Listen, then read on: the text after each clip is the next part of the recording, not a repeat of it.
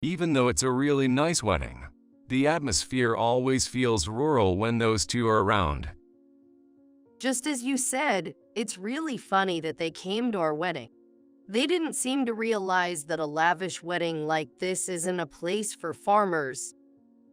It's really frustrating dealing with people from the countryside because common sense doesn't seem to apply. Hey, after the wedding is over, you know what to do, right? Oh, you don't have to maintain any family ties or anything. That's a relief. I don't want to go to their distant and dirty house, and it's a hassle to call them regularly, so I appreciate you saying that. We need to keep our distance from them now, or else they might ask us to take care of them in their old age or borrow money from us. It's better to start now. It's amazing you can say such harsh things. Yeah, I can't stand dealing with those old guys who don't understand common sense. Sean, my older brother, who is on the fast track to success, hosted a wedding with 1,200 guests. Even in such a joyous occasion, he and his wife talked badly about my parents. My parents have no idea about their son and his wife's true nature. So, I decided to show them the true nature of my brother's couple. Henry, Mary, when did you get here? Naturally, my brother and his wife panicked when they realized my parents were behind them. The plan went well, but the real test starts now. Time to leave, everyone. My usually quiet father suddenly burst into laughter, leaving my brother bewildered. It seems my brother still hasn't realized that he's already heading for disaster with my father's words. I'm Lucia, 27 years old. I work in the HR department of a general corporation. My father and mother are farmers in the countryside. When I went to college and started living in the city, I was constantly surprised by the differences in lifestyle. I'm not making fun of country life in any way. My father, Henry, and my mother, Mary, were kind, and they worked hard and owned quite a large field until I graduated from college. They are now in their 60s and their farm is smaller. Furthermore, in the countryside, neighbors are close, and I now realize that it was a good environment for children to grow up in, as it allowed for real connections with people. So, I never felt restricted. However, my older brother Sean seemed to have a different perspective than me. I can finally escape from the countryside full of fields. He is 5 years older than me, and he left home when I was in middle school, right when he got into college. When I left my home, I felt a sense of nostalgia, but my brother gave the impression that he wanted to leave the house as soon as possible, even if it was just for a day. I still remember that he looked happier when he found out he could leave home than when he passed the college entrance exam. I actually like the countryside, though. I think the countryside smell of dad and mom suits you. But I'm different from you. I'm used to my brother's condescending remarks, so I don't feel anything no matter what he says. My brother is exceptionally talented, and he got into a top-tier university. In comparison, my academic performance is just average. It's almost natural for the older sibling to look down on the younger, less capable one. Also, he acted like a good kid in front of our parents. Dad, it's Sunday tomorrow, so I'll help with the farm work. You don't have to do that. But isn't farm work tough? We have plenty of part-time workers, so it's fine. I see. Well, if you ever need help, just let me know. Knowing my brother's true nature, I learned that this is what they call getting along with others. Furthermore, my parents, who were unaware of their son's true nature, often boasted about him to others outside of the house. Even though neither Mary nor I are very bright, I can't believe someone as smart as Sean was born. Do they say things like even a crow can give birth to a hawk in situations like this? Even my usually quiet father becomes slightly more talkative when it comes to bragging about his son. When I was a child, I used to snicker when I heard my parents boasting about my brother to others. I was the only one who knew Sean's true nature, but I didn't tell my parents. I thought they wouldn't believe me because they were in such a state. Also, our parents rarely directly praised their son, and they never ignored me just because I wasn't as good as him, so I thought it was fine as it was. Well, sometimes it's essential to give up, and there are times when it's better not to know, and I probably realized that without even realizing it. Sean, who had become a college student, seemed to be enjoying his newfound freedom, like a bird that had been locked in a small cage for so long but was now soaring in the open sky. On his social media, there were photos of him having fun with friends, mixed with snapshots of him with different women. These women changed regularly. If these women were his girlfriends, then it meant he was changing girlfriends about every 3 months. My successful brother seemed to be quite the ladies' man. After graduating from college, my brother got a job at a bank.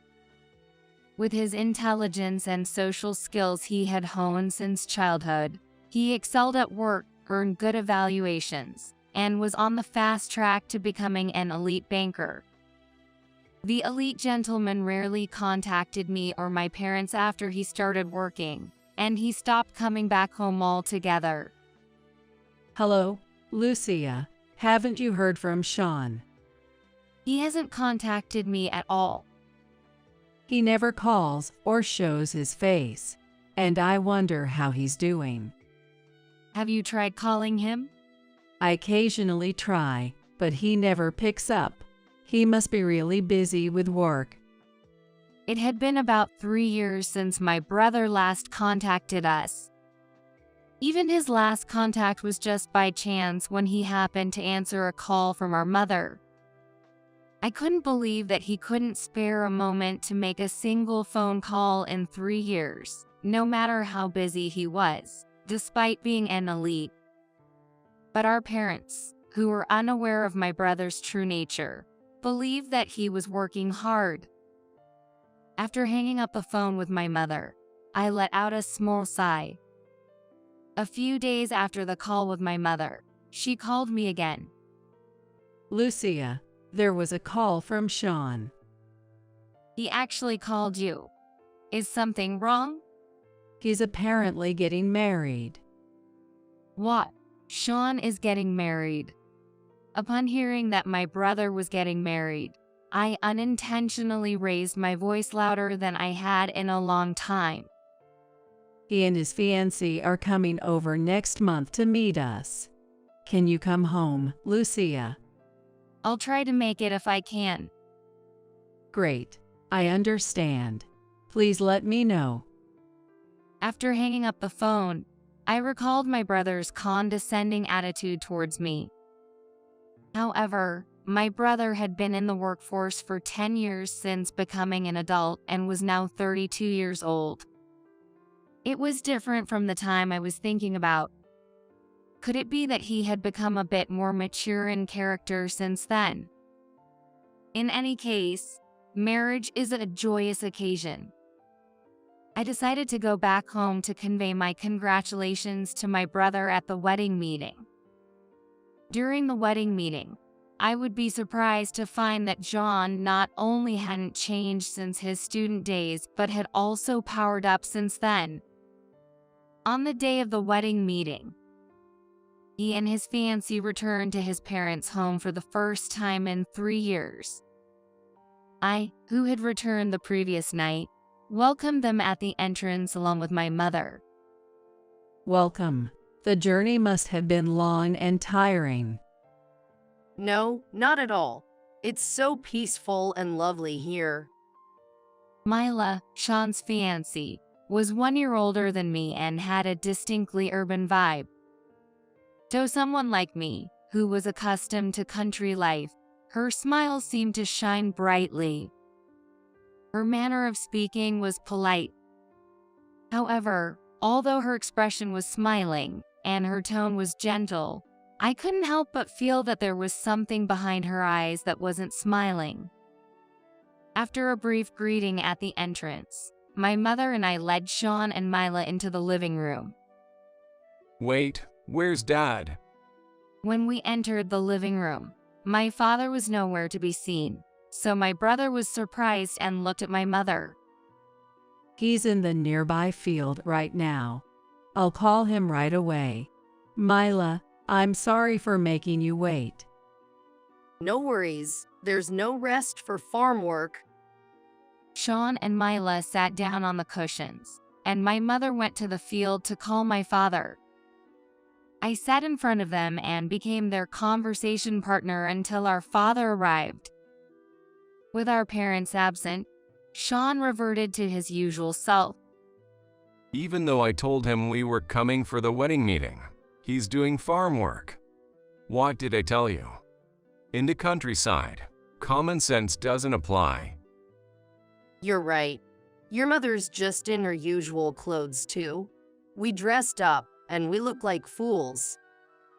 Dad will come in his work clothes, all covered in dirt, I bet. Don't laugh when you see him. That's just not possible, right? If I were told that in advance, I might have laughed instead. You're underestimating the countryside. He's definitely coming all dirty. Do they not realize I'm sitting right in front of them? When my mother left, the two of them started bad-mouthing my parents. It seemed like Sean's personality hadn't changed a bit. Moreover, his fiancée Mila seemed to have a similar personality to his. Thinking about it as if I had two brothers, I felt a dull headache or a sense of heaviness in my head. Furthermore, instead of becoming more mature in character over the 10 years since he became an adult, it seemed like my brother's thinking had taken a turn for the worse in the city, and he had powered up. He used to look down on me, but he never looked down on his parents. Until now. I might be fine with him looking down on me since I'm not that capable, but I couldn't tolerate him speaking ill of the parents who raised us. Hey, Sean, don't speak ill of Dad and Mom like that. Haha, you've become quite the talker, haven't you? When we were kids, you could only stay quiet no matter what I said. You work in HR at a small company, right? Lucia, you are quite different from Sean, huh? It seems they noticed me, and that's a relief. By addressing me, the target of their bad-mouthing shifted from my parents to me. The two of them who looked down on me seemed to be having quite a bit of fun. After a while, we heard footsteps coming from the hallway. Sean and Mila quickly put on light smiles, stopped bad-mouthing me, and prepared for our parents' entrance. Sorry for the wait. No worries. Thank you for taking time off work. Seeing my father in his work attire, my brother's fiancée went from a gentle smile to slightly narrowing her eyes and raising the corners of her mouth. Sean, who seemed to have sensed something, nudged his fiancée with his elbow to keep it from being noticed by my parents. We're sorry for keeping you waiting. It's totally fine. We were chatting with Lucia. Oh, what were you talking about? They were actually laughing about your attire for today's wedding meeting. It's just so out of place.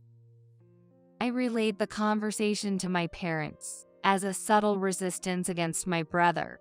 I knew that something like this could be easily brushed off. I knew that he could easily brush off something like this. Come on. I didn't say it like that, did I? I just told Mila not to worry about how Dad and Mom are dressed because they'll be working on the farm. I said that so Mila doesn't think she's not welcome, you know. And also, Dad and Mom should make a bit more effort since it's a wedding speech. Do I look bad? Well, maybe you have a point there. I apologize for our lack of consideration, Mila. We've been living in the countryside for so long, and we're used to going about at our own pace. No, it's okay. I'm actually happy that you're just being yourselves. While Sean had been joking and bad-mouthing his parents earlier, he unintentionally created a situation where his parents had to apologize. Furthermore, his fiancée promptly supported my mother's apology, even gaining a favorable impression from my parents. I had resisted them with small acts of defiance in the past, but I had never succeeded. Once again, I felt that I couldn't measure up to the two of them and resigned myself to sipping my tea. However, Sean's actions didn't stop here. Lucia, why did you say it like that? Dad and Mom might misunderstand, you know? Stop, Sean. We're here for the wedding meeting today. Right, I see. Lucia probably got a little jealous, thinking that her big brother was being taken by Mila, I guess.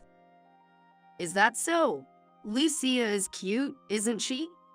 With this, I became the villain, and Sean and Mila were seen as forgiving and kind people. Overwhelmed by a sense of defeat, I drank my tea even though I wasn't thirsty.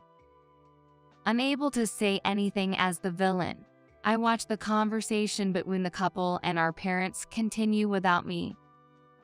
As I impatiently glanced at the clock on the wall, my brother approached me with a request. Oh, wait. I had something I wanted to ask Lucia. What is it? I replied coldly like a sulking child. However, he continued without being shaken. We're planning to have a grand wedding with as many people attending as possible. But there might be people who can't come due to various reasons like the venue being far away or having children. So, we're thinking of having the wedding online. And? Since you work in HR, you probably handle job interviews online, right? I think it would be smoother for you to handle various things than for us to do it. So, you want me to handle the online part of the wedding? What's this about online? Our parents, who didn't know about online weddings, had a question mark floating above their heads. Since our parents didn't even touch computers, I thought it couldn't be helped. It's about making sure people can watch your wedding on their computers. That way, even people who can't come to the venue can watch your wedding from anywhere in the country. Isn't that the same as a video? It's not a recording, it's live streaming, like a live broadcast of a baseball game. That sounds great. Sean's wedding will be broadcasted all over the country. Not everyone in the country can watch the wedding video, but it seemed like my parents had a general understanding of the online wedding. They were quite enthusiastic, thinking that they could show off their son on this special occasion to many people. Could you do us a favor? We have other preparations to take care of. And we don't need a gift from you. Please, we're begging you. Sean and Mila bowed their heads to me. Honestly, I didn't want to help with their wedding. However, I had become the villain due to the issue with our parents' clothing. Now Sean and Mila were bowing to me, while our parents were appealing to me with their expressions. If I refused here, I would be even more of a villain. I understand. But if you want to make it grand and there are many people who can attend, don't you think it will be a lot of work for each person to set up online? Even young job seekers sometimes have trouble with connections. Is there a better way? Setting up connections for each person would be difficult. So how about renting a rental meeting room where you can also have meals? You can make it like a public viewing. Finding a suitable place might be a bit of a hassle, but rental meeting rooms have video conferencing equipment, and if you choose a cheap one, it won't cost more than $200 a day. All right, let's go with that. Just as expected from the HR department. You can rely on you. Then, can you tell me the approximate locations of people who can't come to the wedding and the contact information of the wedding planner in charge? I'll take care of the rest. Sean quickly agreed to my proposal. Indeed, my brother was an elite. And so, unwillingly, I ended up helping with his wedding. As for the meals prepared at the online wedding venue, is it okay to lower the quality? The number of participants is increasing rapidly, you know? Just as I thought. Once people know they can watch my wedding from anywhere, this is it. People with promising futures are different. I won't lower the quality. I said I want it grand, right? Okay then, the number of venues has increased to 10. Is that fine? Yay. If we're going to do it, let's go all out and accept everyone. It'll be more exciting that way. Besides, with so many participants, we can expect some generous gifts, so we should be able to recover some of the wedding expenses, right? Sean and I began to have frequent discussions about the wedding over the phone. My brother, being an elite banker with a good income, was excited about the wedding, expecting a large number of attendees and generous gifts.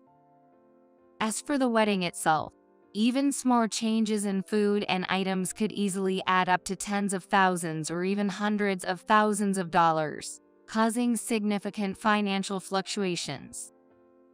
His sense of money had become skewed, and he started disregarding the budget. While it might have been a good idea to caution him as a family member, he was convinced it was for the best, so I decided to let it go. As the date of my brother's wedding approached, I visited the venue and had them set up a computer at their home to check how the wedding would look and feel online. How does it look? We have cameras set up in the front, capturing the whole scene, and we also have 3 additional cameras for close-ups. As for microphones, we've placed them at your seats, around the MC, and scattered throughout the venue. To make it clear for the participants, we've labeled the microphones with easy-to-read tags. Please be mindful not to share embarrassing stories around the microphones. Well, it's a wedding, so you should be careful with your words regardless of the microphones.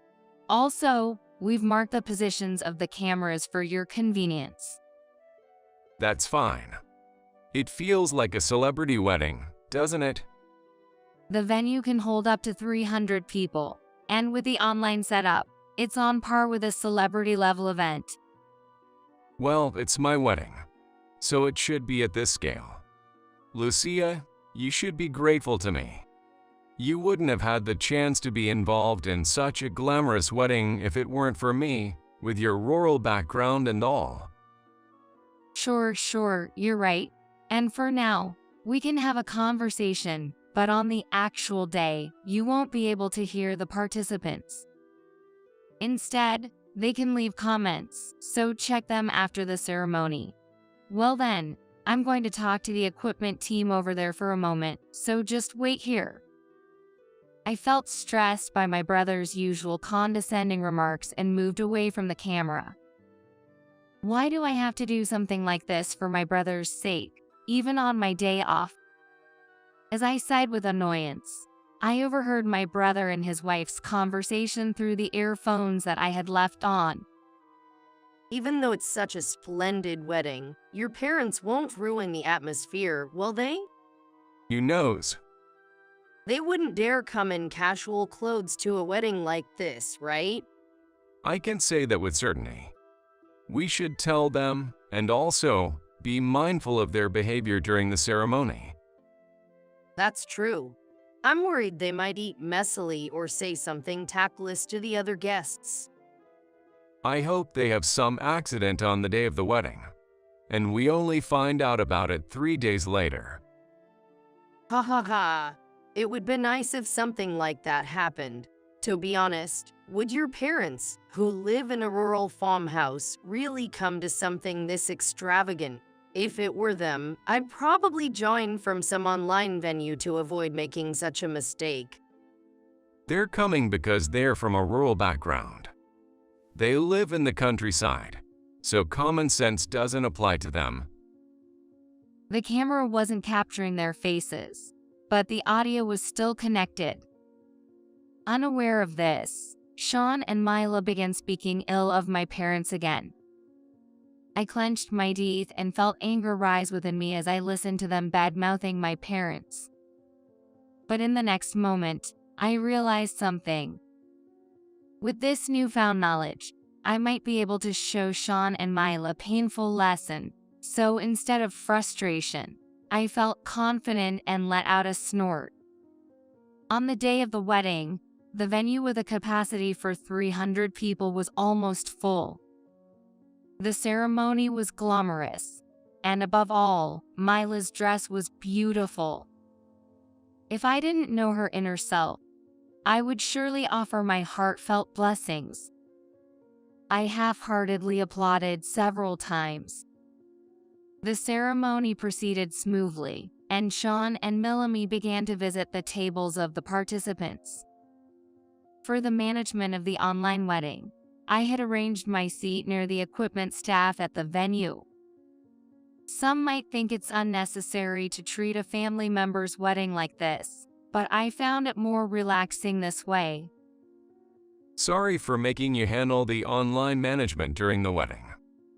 Well, we don't need a gift, and since you can enjoy the food, there's no complaint, right? Yes, you're right. No complaints here.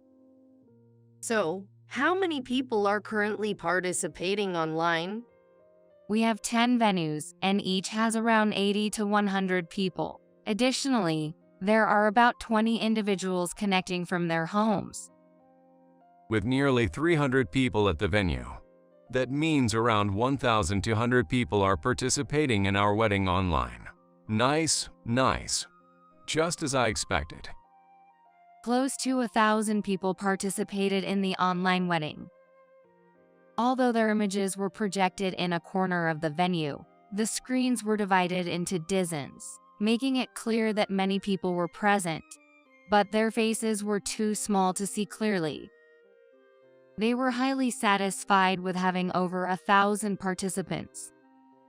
However, there was one thing my bro and his wife were dissatisfied with.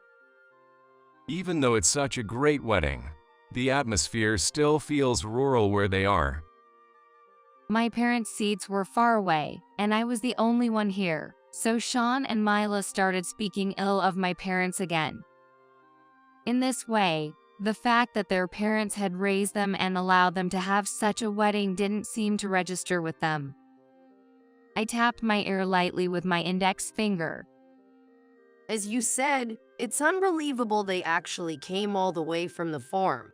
They still don't seem to get that this extravagant wedding is out of place for them. Seriously, rural folks just don't seem to grasp common sense. It's frustrating.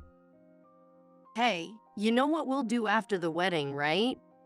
Yay, we don't have to bother with keeping up family ties. Great. I don't want to visit their distant and dirty house, and regular phone calls are a hassle. So, it's a relief that you feel the same way. We'd be in trouble if they start asking for help in their old age or demanding money. We need to create some distance from now on. How you can say such harsh things? I can't believe we have to deal with those clueless old folks. Once again, I began to worry if they couldn't see me. Lucia, let's be real. You're never going to catch someone like me, a perfect human being. So just stay single for life. Take care of Dad and Mom instead of me, okay? I felt relieved that they could see me now. There are so many things I want to say, but it seems it's not my turn. You won't have to take care of us, so don't worry. The venue was bustling with activity, but I and my brother could clearly hear our father's familiar voice. His father's voice came from behind, and Sean turned around at lightning speed. Suddenly, her husband turned around, and Mila followed suit, both looking surprised. Henry, Mary, when did you get here? When Sean told Lucia to stay single for life and take care of us instead of her perfect brother. Upon hearing my mother's words, Sean and Mila exchanged glances. Their teamwork was impressive, and I thought they were compatible as a couple. Perhaps it sounded wrong, but there was a context to our conversation. Lucia said she probably couldn't get married, so we talked about the possibility of her staying single and taking care of Dad and Mom instead of me. That's right. If you misunderstood it, we apologize. Besides, it's so noisy here. We'd welcome living together, you know? Sean and Milo lied effortlessly. Up until now, my parents would have believed their words. However, their lies no longer held any sway. But before that, you were talking about how you wondered if we could even come as rural folks, and that people from the countryside lack common sense, right? What? Were you listening from an earlier point in the conversation? You tricked us. Don't say unkind things. We were asked when we got here, so we just answered that it was a little while ago. We didn't lie. Then why did our conversation? My father remained silent, turning his face to the side. He had wireless earphones in his ears. I can't believe it. My brother turned around at lightning speed again, this time looking at me. With a triumphant smile, I pointed to the computer I was using to manage the information for the online wedding right in front of me. You picked up the sound with that computer and sent it to Dad and Mom's earphones, didn't you? That's right. So, all of your conversation from earlier was completely exposed. When I tapped my ear during the conversation with my brother, it wasn't because my ear hurt. It was a signal to my parents, who were in a distant location, to put on their earphones. With my signal, my parents put on their earphones, and they heard every word of the conversation between their son and his wife. Now, no excuse would work. I'm sorry for making you do something strange, Dad, Mom. It's okay. When we heard that audio, well. Audio? What are you talking about? Oh, didn't we do a test for the online wedding the other day? It's the conversation from back then. They were saying things like you guys would ruin the atmosphere and that it would be nice if you had an accident to prevent you from coming to the ceremony. You recorded that conversation? Yes. More accurately, I recorded the video to check the image quality and angles later. When I moved away from the camera, that's when you two started that conversation, and it got captured in the video. In the eyes of our parents, my brother was a respectable person, and no matter how much I talked about his true nature, they wouldn't believe me. So, I decided to let them hear that audio first. However, even after that, it seemed that our parents still couldn't believe it. That's why, with this earphone strategy, I wanted them to see my brother's true nature firsthand, right before their eyes.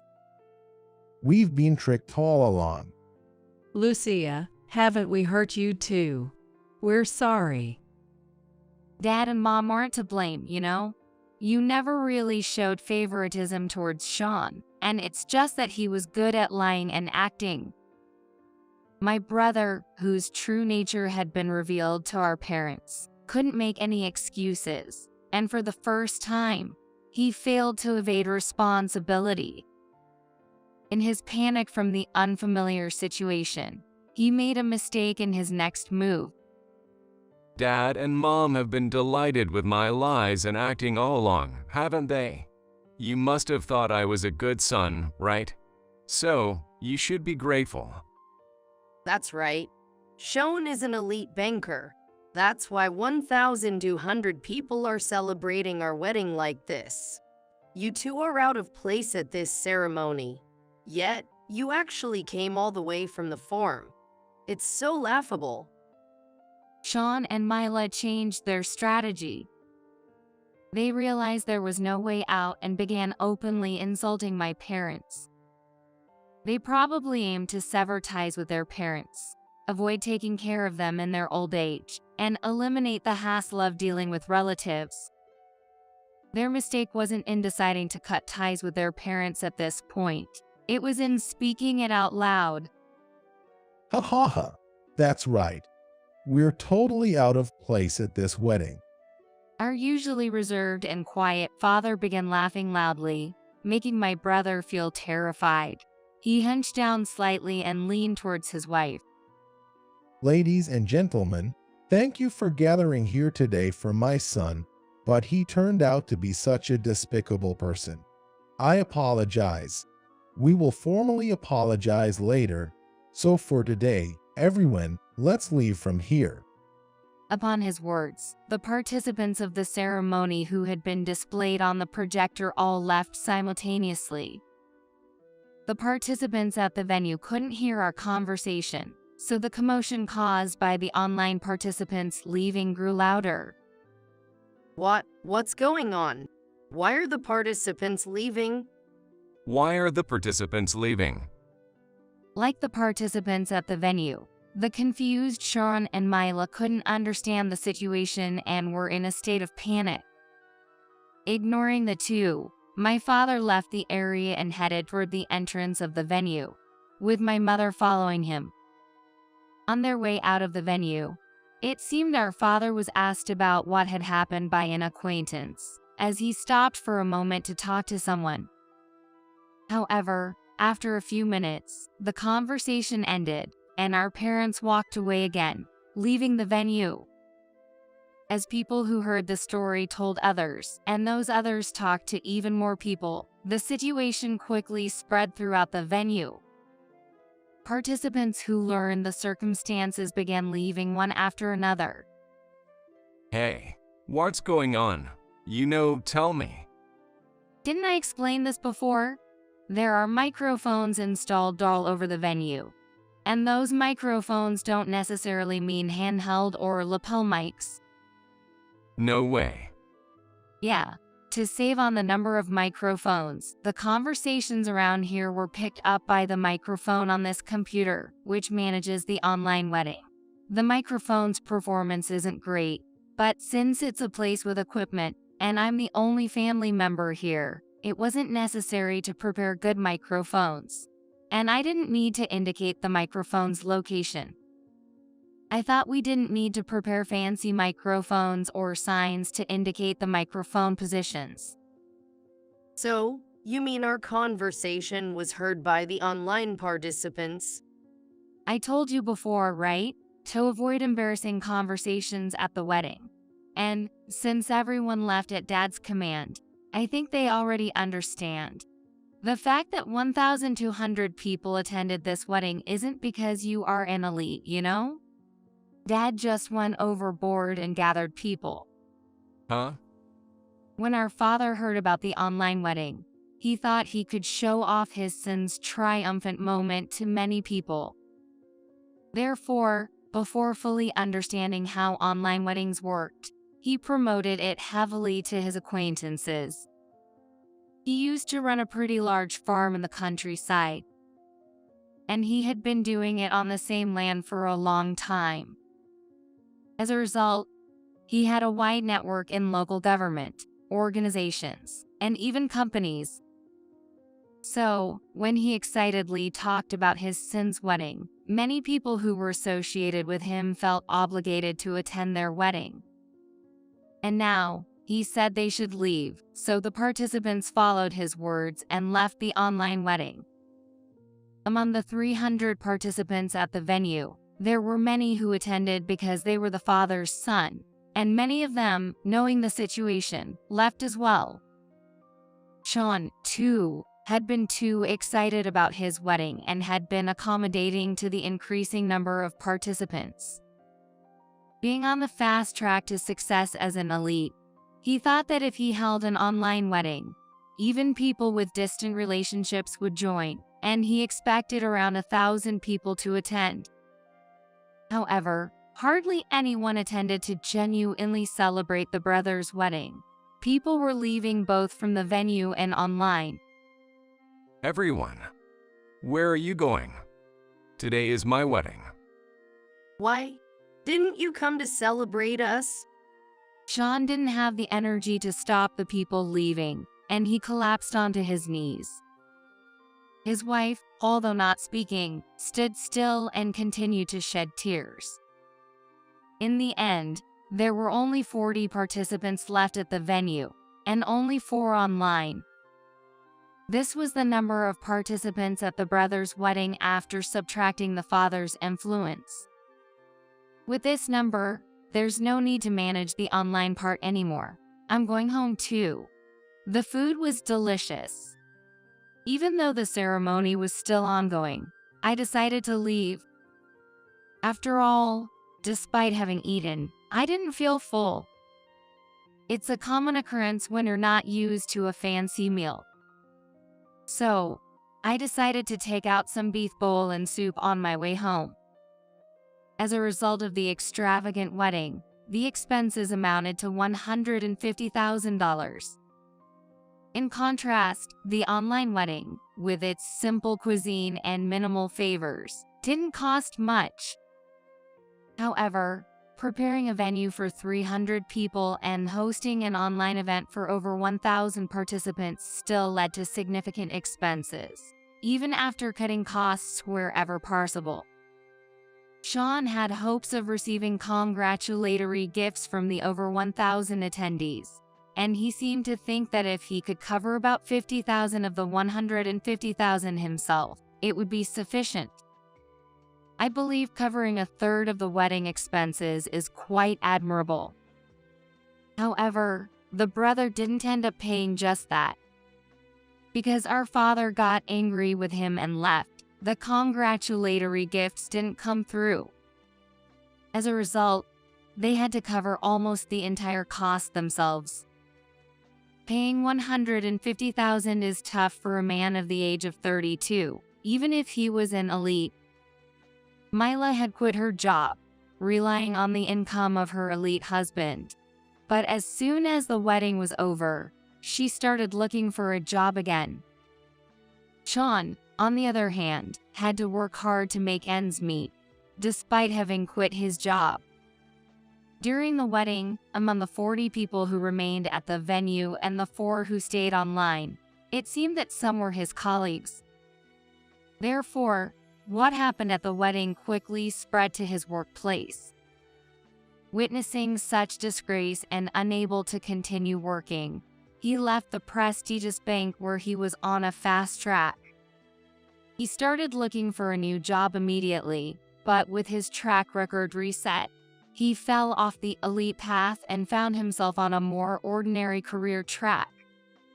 Consequently, his income decreased significantly, and he had to work tirelessly to cover the expenses of the grand wedding.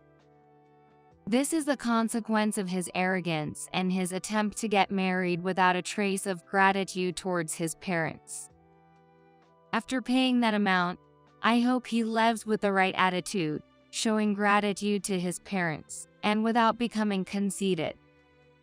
After the wedding, my father went around apologizing to the people involved.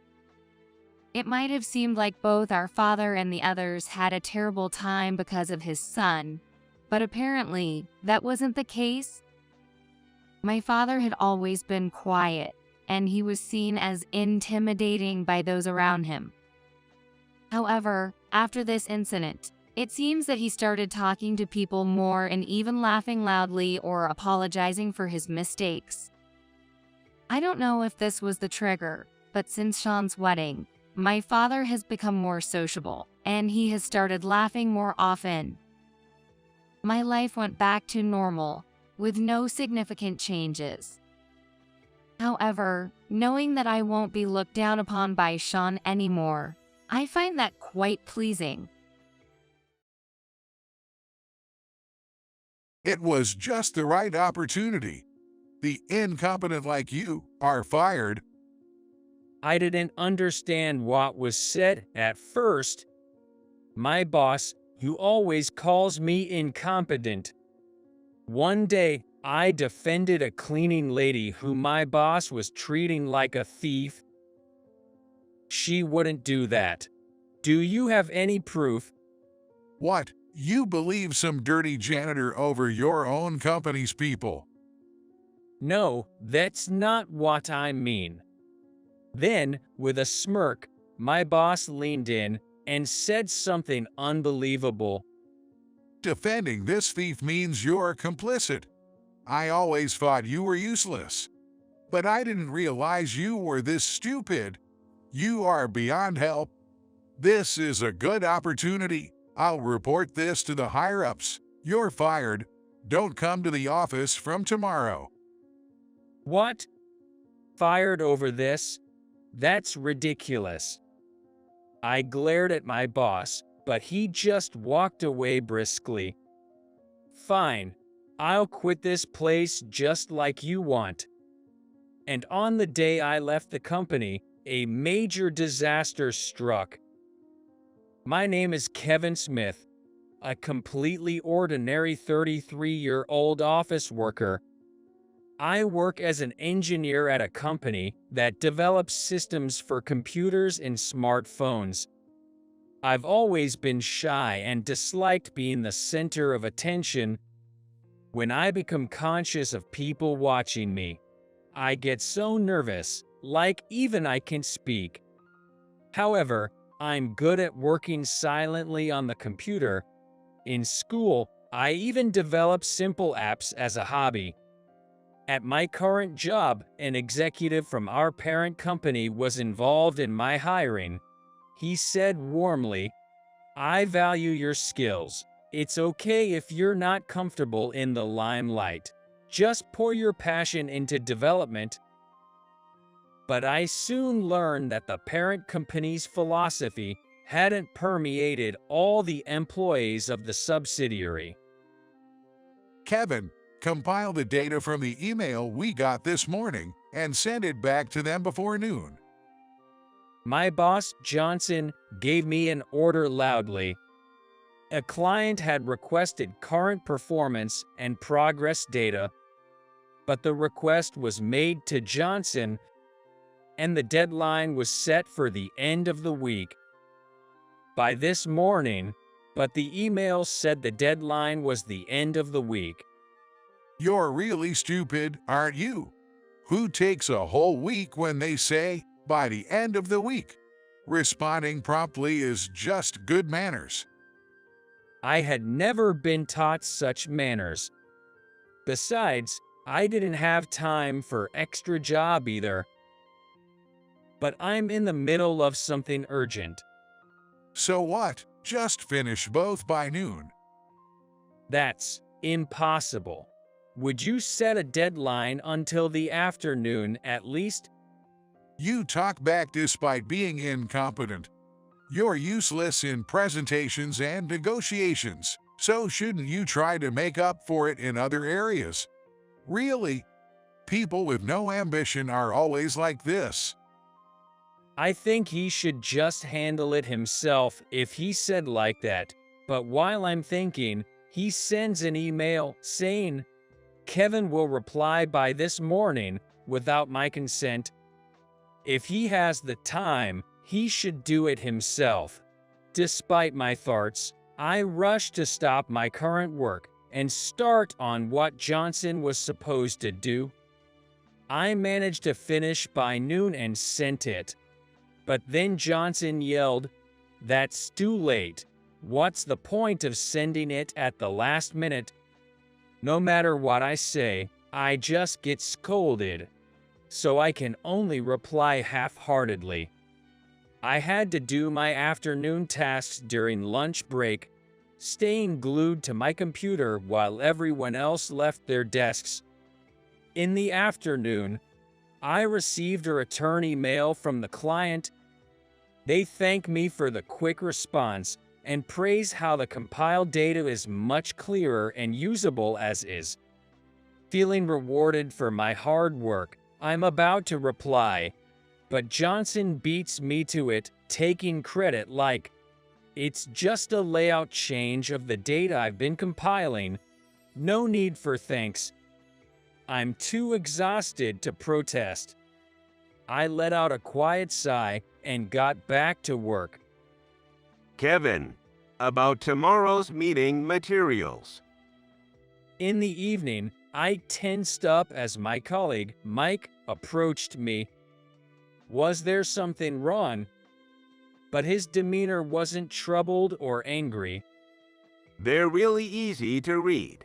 Including this data usually makes the document too rigid. But when you compile it, Kevin, it's so concise. How do you do it? It took me a moment to realize I was being complimented. Well, it's nothing big, but I recalled how I created the document and shared some tips. Mike seemed satisfied and thanked me, then whispered something. Earlier, Johnson emailed your data as if it was his own. Yay, I know. Actually, I was on the phone with a client about something else, so I told them you made it from scratch. What? They said thank you for the great help. Thank you so much. No problem. I just told the truth. My efforts being recognized made me feel a bit lighter. But of course, some people's attitudes towards me didn't change.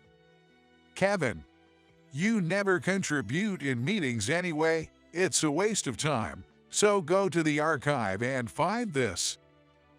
Johnson handed me a list of past products. He wanted files detailing their development history. Sure, I'm not great at speaking in meetings, but listening and understanding the direction is important. Also, I doubt Johnson would listen to my opinion. I obediently headed to the archive. I found the file and loaded it onto a cart. I was about to return to my seat, but the disorganized and upside-down files caught my attention. Since the meeting would take a while, I started organizing them, and then someone came in. Oh, hello. Hello. She's been the dedicated janitor of our company since last month. She seems to be around my age, but it's hard to tell. Her long hair is carelessly tied at the back of her head, and she wears thick glasses that suggest she's severely nearsighted. Additionally, her long pants and apron, part of her work attire, are noticeably stained. I was surprised by her sudden appearance. Since she's under confidentiality agreements, she probably has access to the archive. Oh, are you working? I'm sorry, I'll get out of your way. No worries. Oh, were these files always this neat? I had just finished organizing them. Sorry, I just tidied up on my own. Perhaps it was her job. If she had her own plan for it. I thought so, and I felt bad. But her eyes sparkled behind her glasses. Incredible. It was a mess when I checked earlier. But now it's so clean. Kevin, you're not just good at your job, but also meticulous at cleaning. You know my name. Of course. I've heard about your detailed work. It's not that great. Everyone just flatters me. After all, I'm called incompetent. Who says such a thing? I opened up about Johnson's behavior and my own character traits that led to it. I don't know why I get so nervous. but when I'm in front of a crowd, I just freeze. Despite being here for so long, I still don't feel like I fit in. It's embarrassing to have such worries. That's not true. I feel the same way. Really? Yes, but right now, it's about you. Sorry. But based on this morning's conversation, there are people who appreciate you. I hope so, but I sometimes think it's just a polite remark. But it doesn't lead people to seek advice or bring you up in conversations with clients.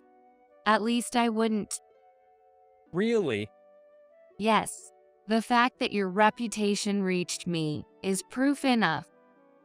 Hearing that made me think it might be true. Getting carried away isn't good, but maybe it's okay to have a little confidence. From that day on, I started talking to Harper more often.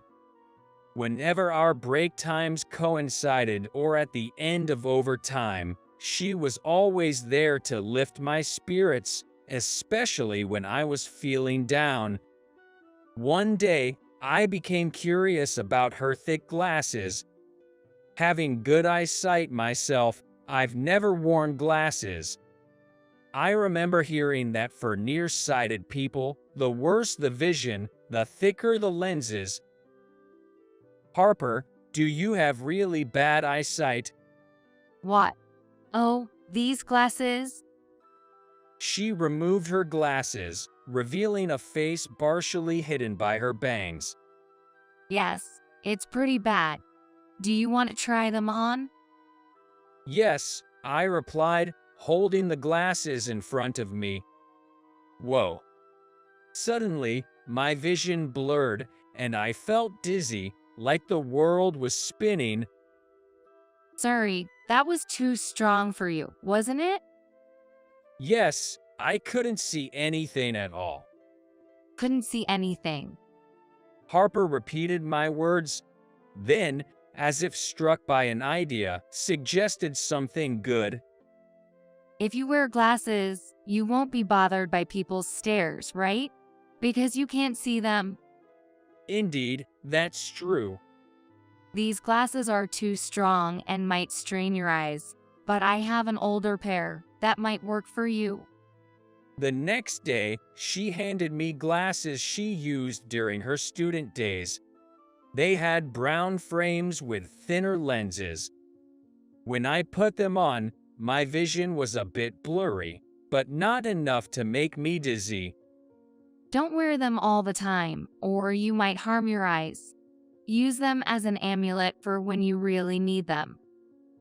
I never thought just blocking my view would work, but Harper was seriously thinking about helping me.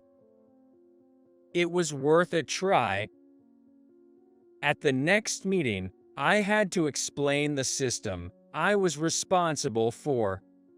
I usually get so nervous, stuttering and losing words, feeling the painful stares of others.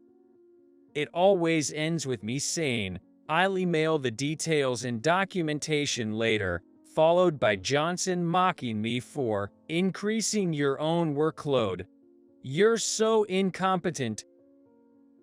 I felt that today's presentation would probably unfold, like always, sensing the atmosphere of everyone around. I put on Harper's glasses. When I looked up, I couldn't see anything. I could sense people around, but not clearly enough to tell who was where. If I couldn't see them, it was as if they weren't there. It was just like practicing a presentation alone. The prototype we developed according to the requested concept is: I could speak. My words didn't get stuck. I was as relaxed as if I were alone, not tense at all. The only downside was not being able to see my own documents. However, I knew my materials and system well enough to explain without needing to look at notes. Plus, I couldn't see people's reactions. But right now, I was so moved by being able to explain without hesitation. I honestly didn't care about the reactions. All I wanted was to convey my work and farts. I spoke earnestly, delivering my words to someone invisible. When I finished explaining, I didn't expect to be met with applause. Kevin, what happened, man? You nailed that presentation. You didn't stutter, and more importantly, it was so clear.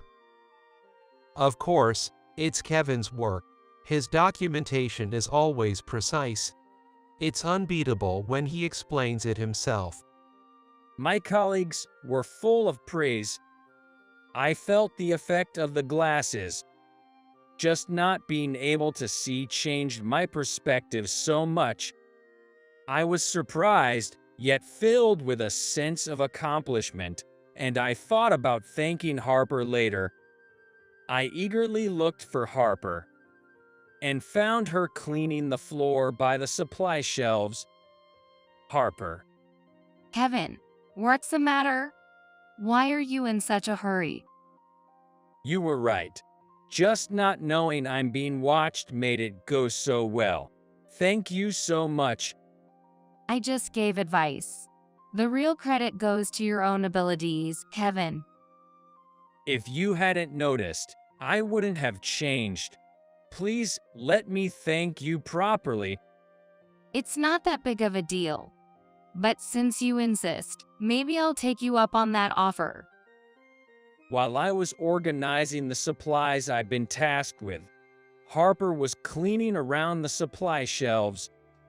Normally, I would be sighing through the work, but talking with her made the time fly by.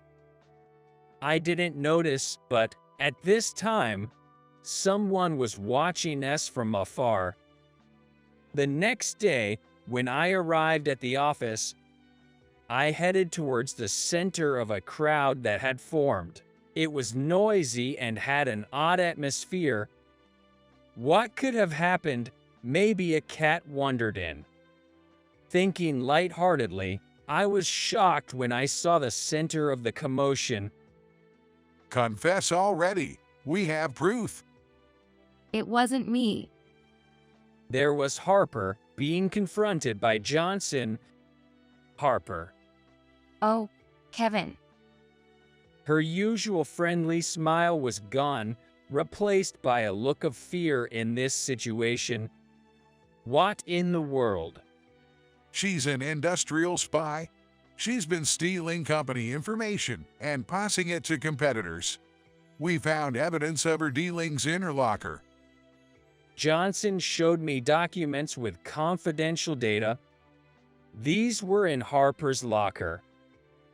It must be a mistake or a setup. She's not that kind of person. If Harper was a spy, she wouldn't have had time to be concerned with me. Besides, I couldn't believe someone who had been so supportive could do such a thing. So the incompetent defends the janitor. A beautiful display of the weak helping each other. Johnson looked at me with narrow eyes. Come to think of it, you two have been quite close lately, haven't you? That's because she was helping me with something. Helping with illegal dealings? What are you talking about? I see. You're an industrial spy too, directing her to leak information. His absurd accusation left me speechless. The fact is, this janitor had our internal documents hidden. If you defend her, you're complicit. That's ridiculous. Please investigate properly. What investigation? The evidence is right here. Evidence? Isn't that too presumptuous? What? Are you doubting me? You're choosing to believe some dirty janitor over your own company's people. That's strange, isn't it?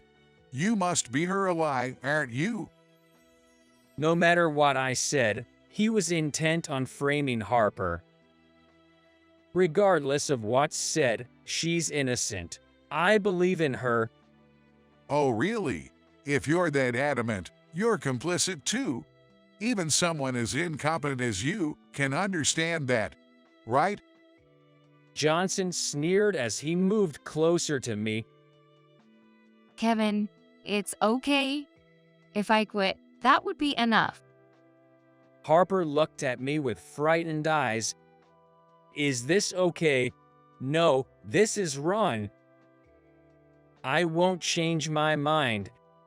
Then Johnson said triumphantly, I'll report this to the higher-ups. Kevin, you're fired. Anyone who defends a spy like this is an enemy of the company. I took care of you, and this is how you repay me. You were incompetent till the end. I wanted to say I never felt taken care of by him, but it didn't matter anymore. Being fired didn't shock me. I nodded and began to clear my desk. Kevin, are you okay with this? Harper was puzzled by my reaction. I nodded without hesitation. I'm sorry. Because of me, you're involved too, Kevin. On the contrary, I'm thankful for this opportunity. I was already feeling at my limit working under Johnson. It's quite a relief now. But I'm not an industrial spy. It's okay. I know you didn't do it. Even if they investigate, if they don't find your fingerprints on the evidence, it won't stand up as solid proof. She smiled with a face that looked like she might cry. Worrying about me? You're too kind. Huh? Harper whispered to me.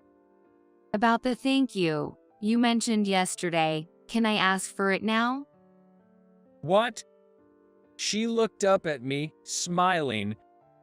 As long as there was no conclusive evidence of us being industrial spies, I had the right to use my accrued vacation days.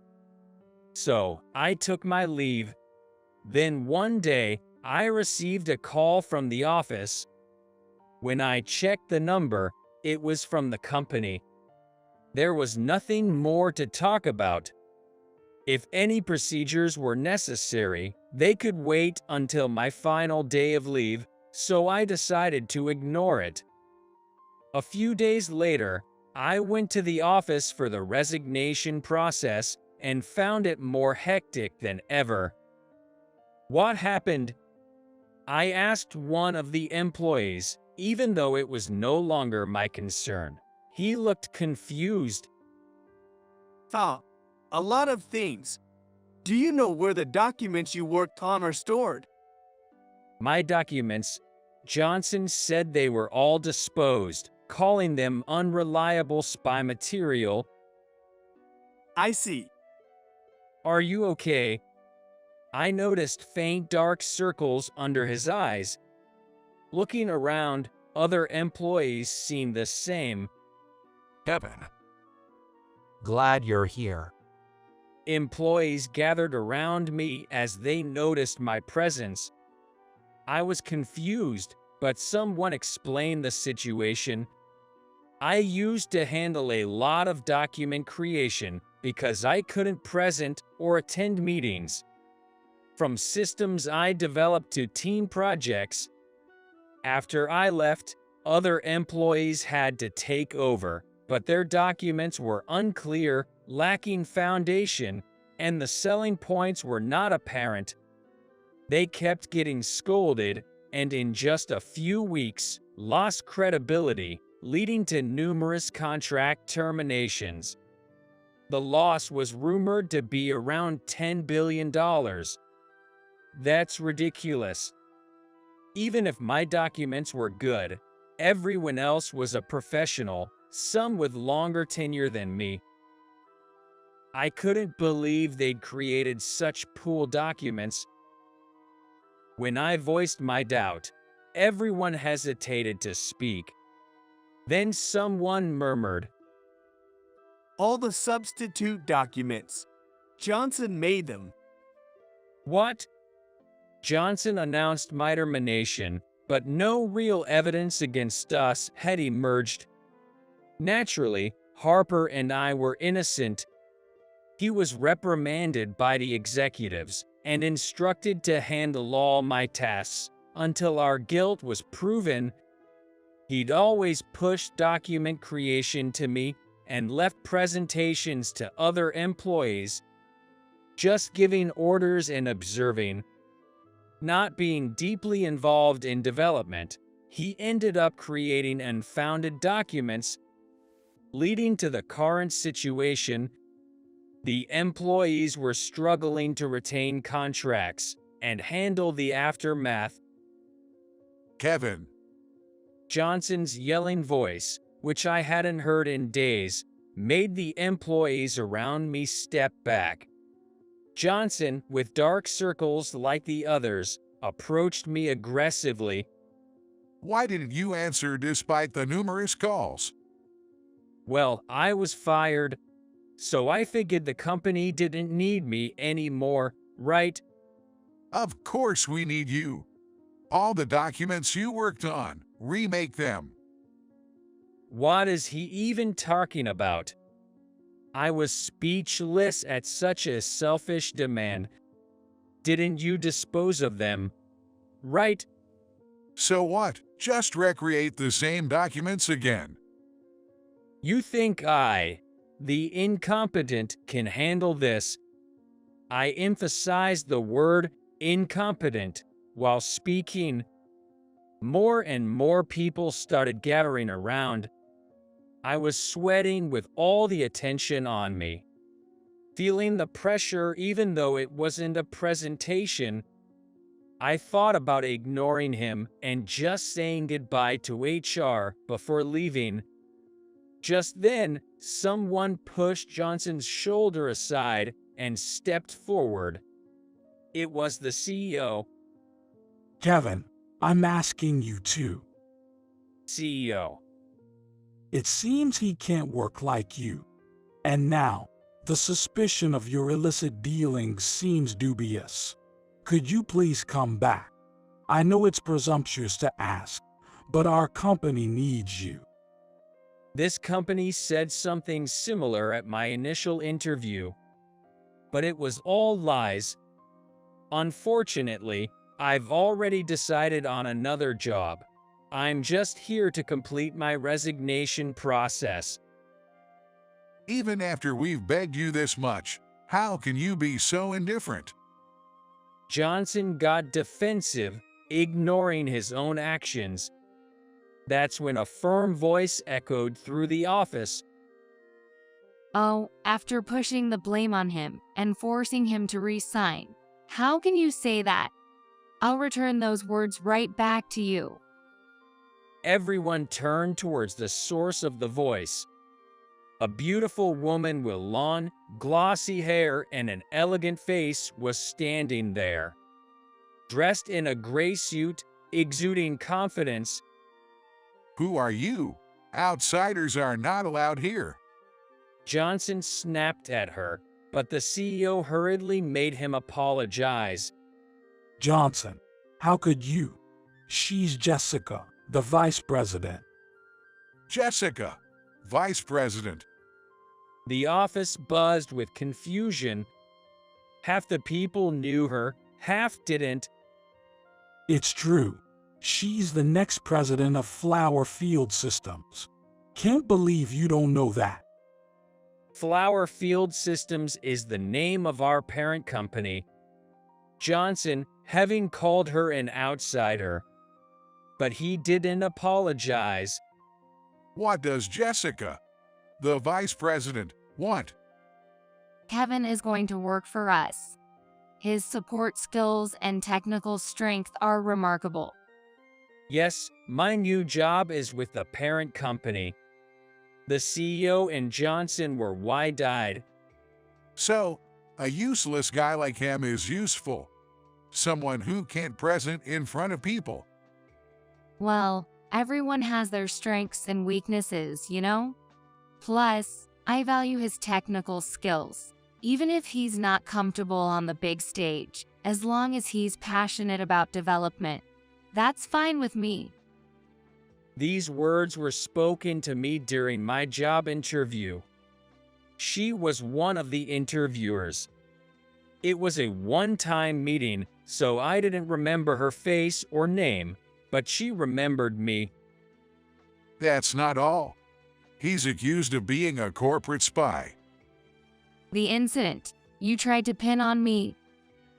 At that moment, Jessica puts on her glasses and tied her hair back.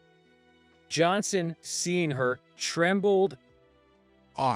You are. Still good at belittling people. I see. Jessica looked just like Harper. Indeed, Harper's true identity was the vice president of the parent company. Her real name is Jessica. She had used the pseudonym Harper for a reason. From her student days, she was top of her class and seamlessly transitioned into a business leader role. As she became the vice president and a future president candidate at Flower Field Systems, she only focused on how to grow the company. Often, her own opinions, which were based on extensive experience, overshadowed listening to her employees. She didn't trust her staff and often interfered with everything, occasionally yelling when things didn't go her way. This behavior led her to become isolated. When she finally realized her situation, no one would listen to her or follow her directions. She wasn't sure what to believe anymore. Her father, the current CEO, advised her to broaden her perspective. So, she chose to work in a different world, taking a job as a janitor at a subsidiary. It was a way to see the company and its employees from a different angle. Working in a subsidiary made it easier to keep her identity hidden under a pseudonym. Using a pseudonym to prevent her true identity from being exposed, she observed a lot in her new role. She saw people who were arrogant like she used to be. Those who couldn't voice their opinions.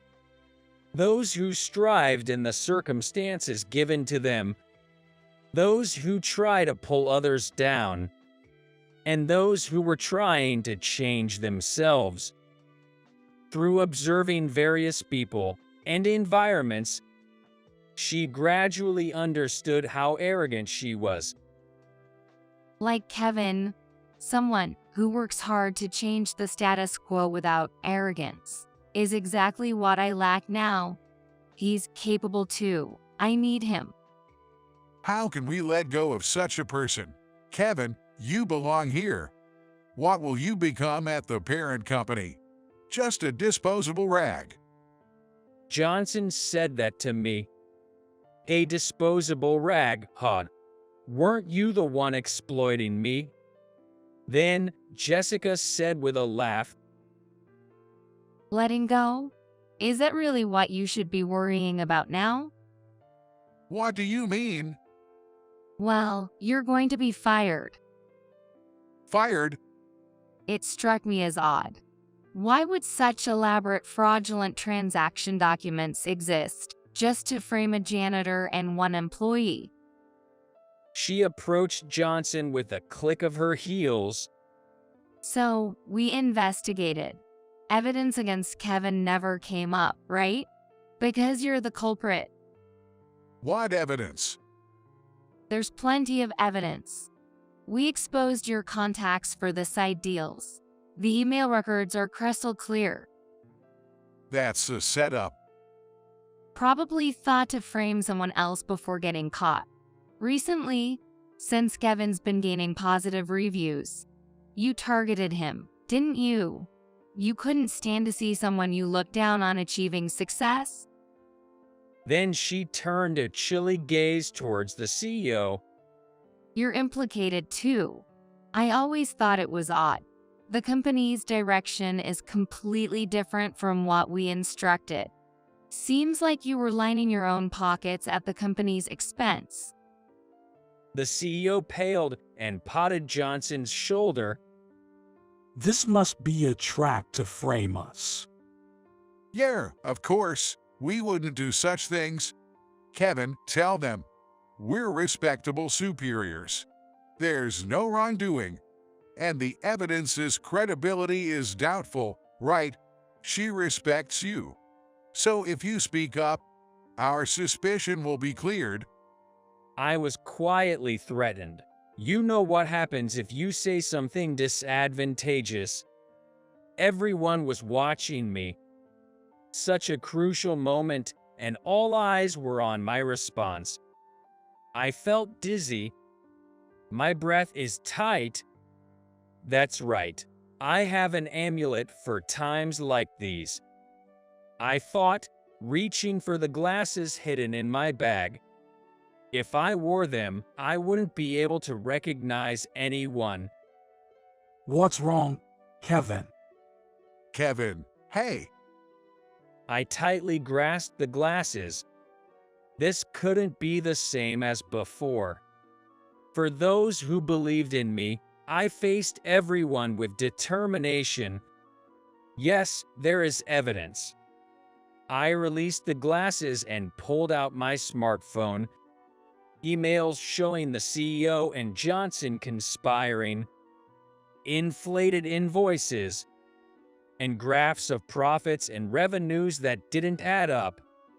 These were from the documents I had worked on. I suspected something was off, but never imagined actual fraudulent transactions. I had recalled these past data and handed them to Jessica on the day I was notified of my termination.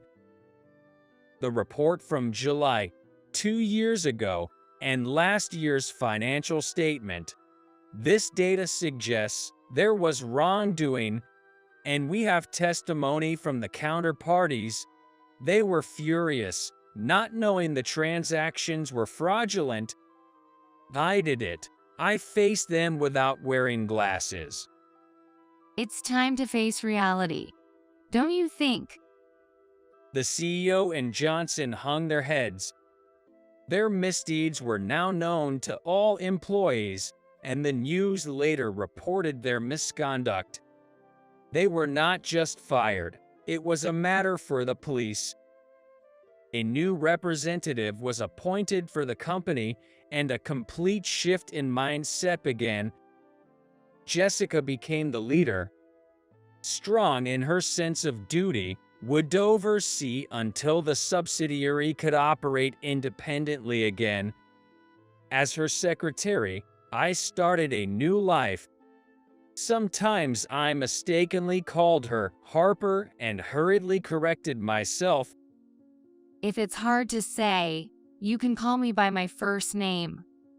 What? Really? It's like we're a couple. I thought, and she winked playfully. Of course, only outside the company. She truly was that kind of person.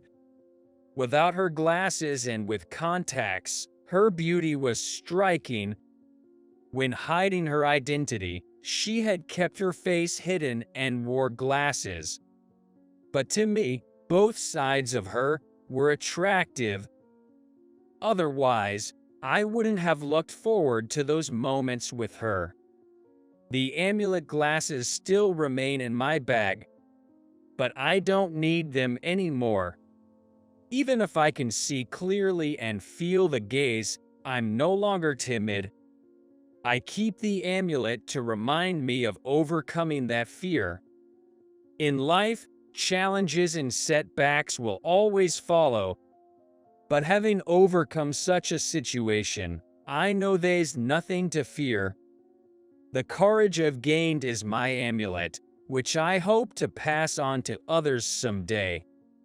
And for that, I strive to be someone who can face adversity head-on. My name is John Smith. I turned 30 this summer. Today, I'm planning to attend a reunion of my high school classmates.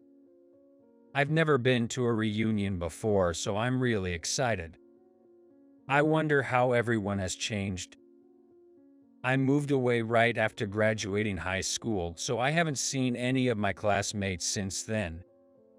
I've received notices for reunions before, but could never attend due to work. However, this time, it's a big event for our 30th anniversary, as the invitation mentioned. Plus, I got a call from my good friend Michael Johnson. John, you've got to come to the next reunion. Everyone talks about you every time. They really want to see you. I'm organizing it this time and have booked a nice place, so you have to come. Although I haven't seen Michael since graduation, he sends me greeting cards every year and calls every few years. He's such a good guy. Thanks, I think I can make it this time. Really? I'm looking forward to it.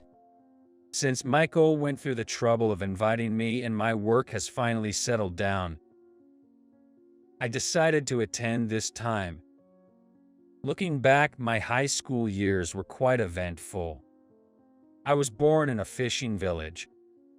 I had a happy childhood there. My family of 4, including my parents and younger sister, lived by the sea. I grew up surrounded by nature. The area had the sea, rivers, and mountains, so every day felt like an adventure. My parents ran a seafood processing factory. They employed about 50 people. It was quite a big business locally. My dad, the owner, was not the boastful type. He was very approachable, and all the employees felt like friends. Being his son, I felt cherished by everyone. In the morning on my way to school, they'd say, "John, have a good day, study hard." And when I returned, they'd invite me to snack with them. "Welcome back, John. We have some snacks, let's eat together." It was like living in a big family. All this was thanks to my parents' popularity, and I feel I was treated really well by everyone around. My dad worked mostly on land, but sometimes he went out on fishing boats. We can't work with sea products without understanding the sea. It's important to see and experience everything firsthand. He used to say. He always seemed happy when he took me along. "John, you coming?" I'd always eagerly join him. Going fishing meant waking up early and helping with the preparations. But the excitement of fishing outweighed all that. We'd board the fishing boat at sunrise. There was always a lot to do on the boat. Just sitting around wouldn't catch fish, and being slow could be dangerous.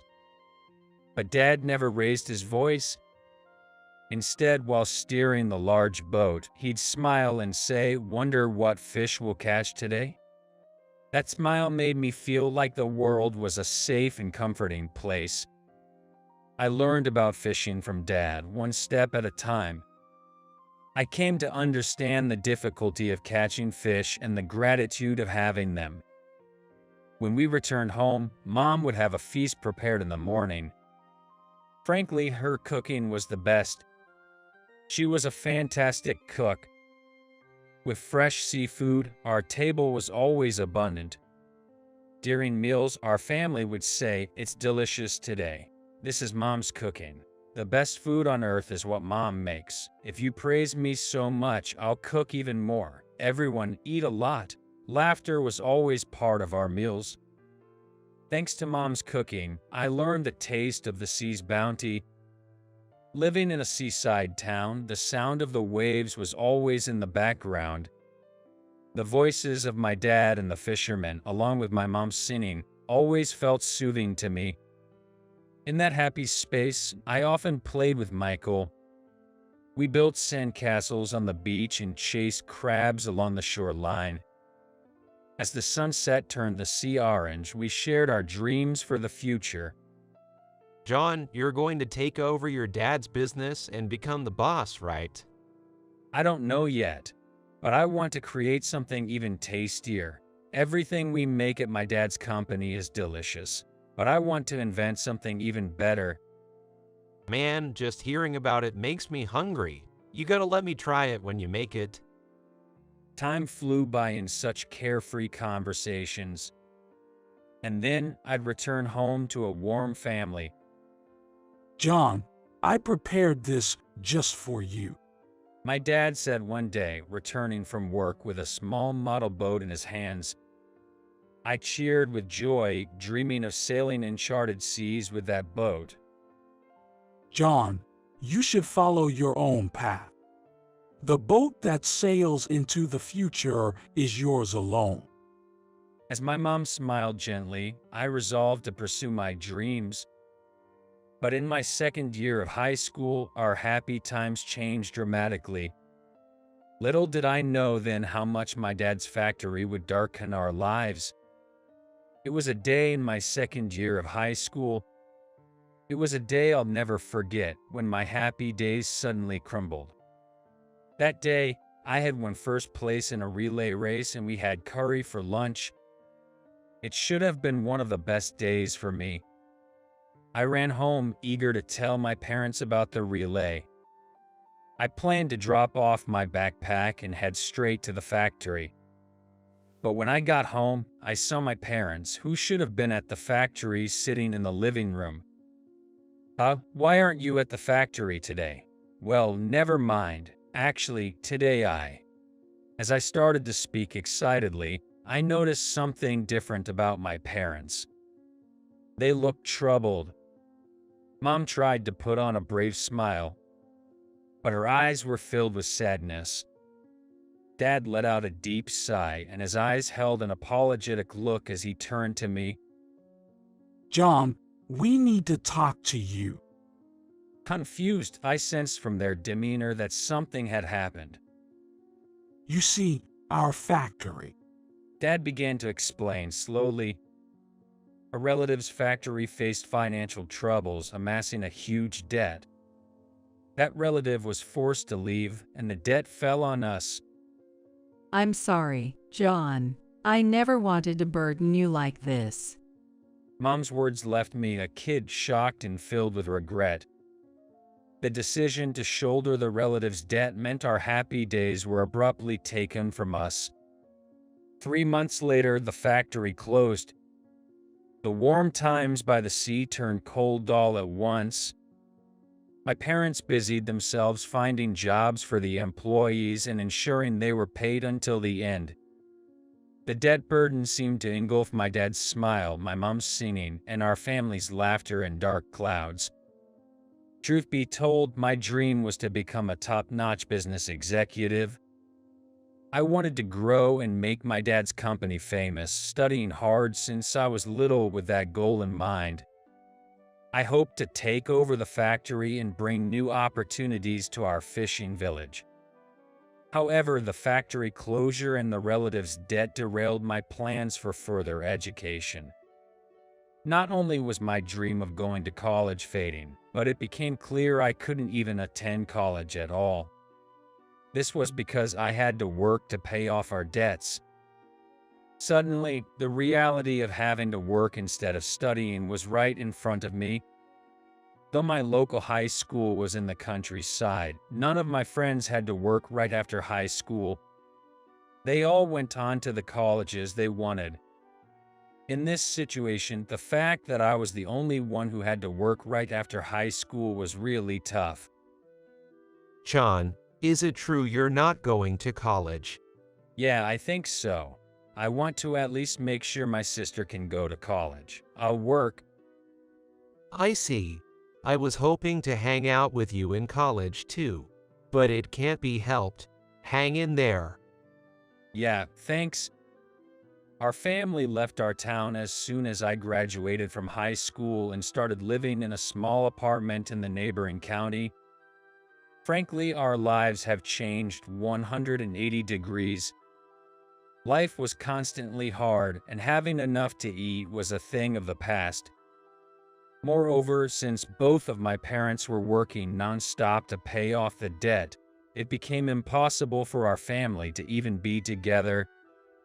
That's partly why I had a hard time attending reunions. The town, once full of wonderful memories, had turned into a place of painful experiences. Of course, work was busy, but the truth is, I also felt uneasy about going back.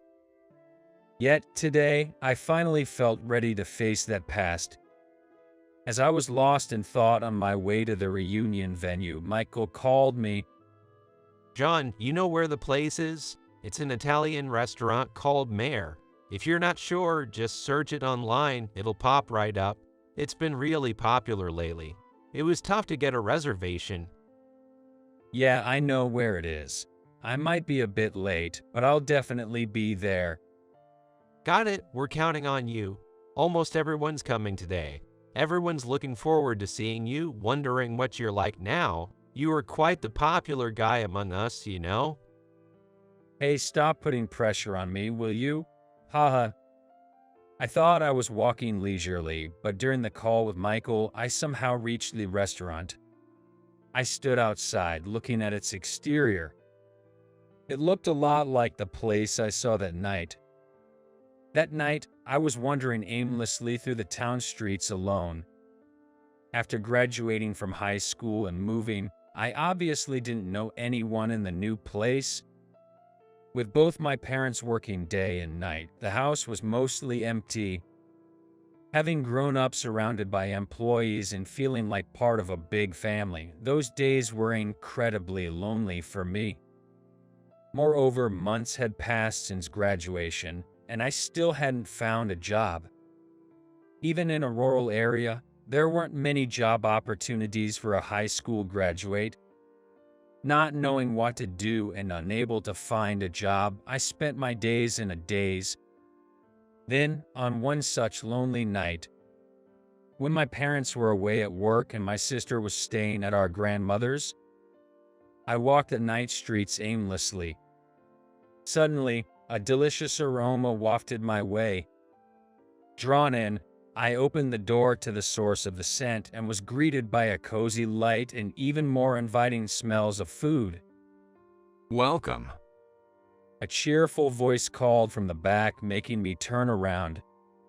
What I saw was a kind-looking middle-aged man.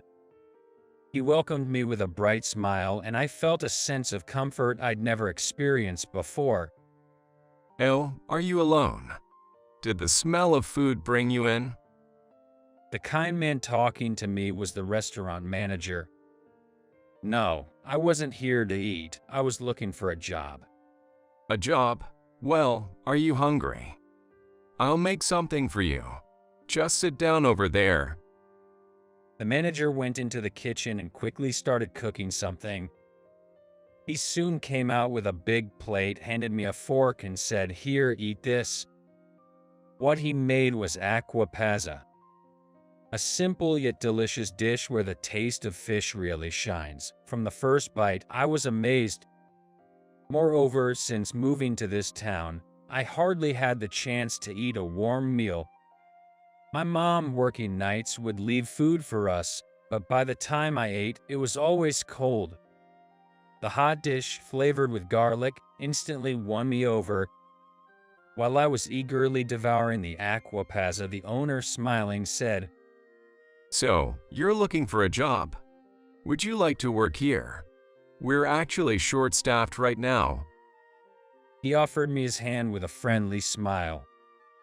Surprised, I instinctively shook it, feeling a comforting warmth. So, what's your name? Oh, John Smith. John? I feel like I've seen your face somewhere. Aren't you the kid from the seafood processing plant? I was shocked to meet someone who knew me in such an unexpected place. Yes, my father did work in a seafood factory, but... Right, they closed down suddenly, didn't they? Yes. That's a real shame. Actually, we used to buy some products from your company. They were fresh and delicious. I was really surprised when they suddenly disappeared. It was a big loss. I hesitantly shared my past and current situation with the owner. including giving up my dream of further education to work after high school, the closure of the factory, and the family debt issue. The owner listened intently to my story, his face filled with sympathy and understanding. So, you're working instead of going to college. That's not an easy thing to do. You're really admirable. For the first time, I felt like someone understood my situation, and it eased my loneliness. His words lit a new hope in my heart. You're looking for more than just a job, aren't you? You have a dream, right? The owner asked. I nodded honestly and shared my long-held passions and hopes for the future. He listened with deep emotion and then made a surprising offer. Why don't you work here and learn about restaurant management?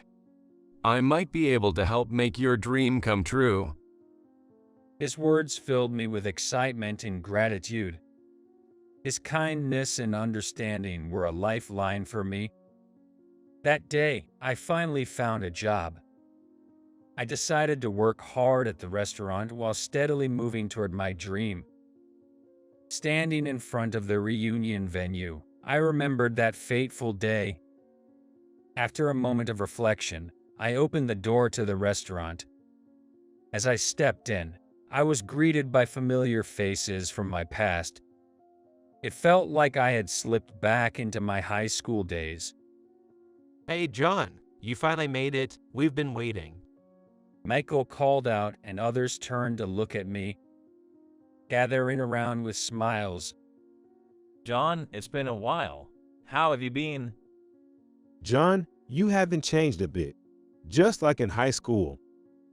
Familiar faces gathered around one after another, chatting with me warmly. My heart was filled with happiness. I'm really glad I came here today, I said sincerely. Amidst the crowd, one man was glaring at me with evident dissatisfaction, clicking his tongue in disapproval. It was Tom. He's someone I've known since elementary school who for some reason always treated me as a rival. It was probably because I had slightly better grades than him. Though uncommon for a rural kid, Tom had attended tutoring since elementary school. But still, he couldn't beat my test scores, which must have frustrated him. Over 10 years had passed, yet Tom's hostility towards me remained unabated. He said loudly so that everyone could hear, Look, John's here. He's just a high school grad, right? How can he show up at a reunion without any shame? Tom pointed at me, drawing attention. Some in the crowd sneered at his words, momentarily taken aback. Hey, John, what's it like being just a high school grad? Someone like me, an elite, can't even imagine it. After all, I graduated from a prestigious private university and work at a top bank. The world of an elite is different from yours, you know. Tom walked towards me with a self-satisfied grin. Surprised but determined to remain calm, I replied, Isn't the elite world tough too with all the quotas and office politics? Tom let out a deliberate sigh and said with a smirk, Sure, elites have their own problems, but that's something you, John, will never understand. I see. Everyone has their struggles. I have mine too, but I'm proud of my work, having learned from past experiences. Tom's smirk grew at my words. Pride? What pride can a high school grad like you have? Tom's friends nearby nodded in agreement. Looking down on me, hesitating momentarily, I decided to stick to my principles. I'm living a fulfilling life despite financial hardships. It's not about being an elite or not. Everyone has their own path. Tom seemed very displeased at being counted and continued to glare at me. He then approached me with a condescending look. Why are you even here? Shouldn't high school grads stick with their own kind? I replied calmly. This is a reunion for everyone, isn't it? I'm just enjoying it like anyone else. Tom laughed mockingly. A reunion is for elites, right? Someone like you ruins the atmosphere. He overted his smile, showing a gesture of looking down at me to the others. The atmosphere became awkward, yet his friend smiled along with his attitude. Why do you look down on me so much, Tom? I wouldn't want to be someone who belittles others, even if I were an elite. Tom, hearing this, said proudly, Success in the elite world is for the chosen few. It's ludicrous for someone at the bottom like you to even try. His words about being at the bottom infuriated me, but I decided to respond calmly. Success in any form comes from personal effort and belief. Just because you're an elite doesn't mean you need to look down on others. Tom then scoffed and raised his voice towards the other alumni. Elites are chosen and successful. That's why people like us can't be understood by those at the bottom. The words spread among the crowd, creating a stir. Indeed, I was the only high school graduate there. I suddenly felt isolated, but resolved not to lose my dignity. I chose to remain silent. This strategy seemed to work. My silence highlighted Tom's unpleasant character, and my dignified response created a different impression among the others. Tom, sensing the atmosphere turning against him, asked with keen interest, Hey, John, what's your annual income? Caught off guard by the sudden question, I hesitated. Well, about $15,000. Tom burst into loud laughter, gesturing to his friends. This guy makes only $15,000 a year. Can you even live on that? Despite feeling hurt by his harsh words, I decided to reply calmly. I'm not struggling with my life, and money isn't the only standard to evaluate a person. Skill and money don't always go hand in hand, do they? I replied to Tom's condescending remarks. He dismissed my words with a disdainful smirk. If we're talking about skill, how many times more is my income than yours, John? There's just a difference between a high school grad and an elite. Tom's arrogance worsened the atmosphere at the reunion. His attitude was creating discomfort among the attendees, their expressions growing more stern. Why is Tom behaving like that? We're all just trying to have a good time. Right. John is standing up for his way of life, while Tom is looking down on everyone. My friends felt the awkwardness from Tom's behavior, but tried to lighten the mood. I moved away from Tom, joining Michael and others. Sorry, it seems like I've ruined the mood. Why are you apologizing, John? It's Tom who's being ridiculous. Aren't you going to say something back? Let's not make things worse. I tried to enjoy conversations with my friends despite the tense air. But Tom kept following me, making snide remarks. With John here, even a nice restaurant like this feels ruined. He sneered. The others looked uncomfortable at his cold words. Tom, can't you be a bit more normal? A reunion is supposed to be fun. Being normal is a job for ordinary people like you guys. I'm an elite. Elite or not, looking down on others is enough, Tom. Tom didn't stop, continuing with his smug expression and disdainful looks. I was pained to see my friends uncomfortable, but wanted to preserve our enjoyable time together. Every time Tom spoke, the atmosphere soured further, diminishing the joy and warmth of the reunion. That's when I noticed something off about Tom's behavior. He seemed overly conscious of something. Observing Tom closely, it seemed he was flaunting his elite status whenever the restaurant's beautiful manager appeared. This place is so popular. It's hard to get a reservation. I booked it today with my name. perks of being an elite. He would glance at her and deliberately speak loudly enough for her to hear. She appeared to be just smiling and ignoring him.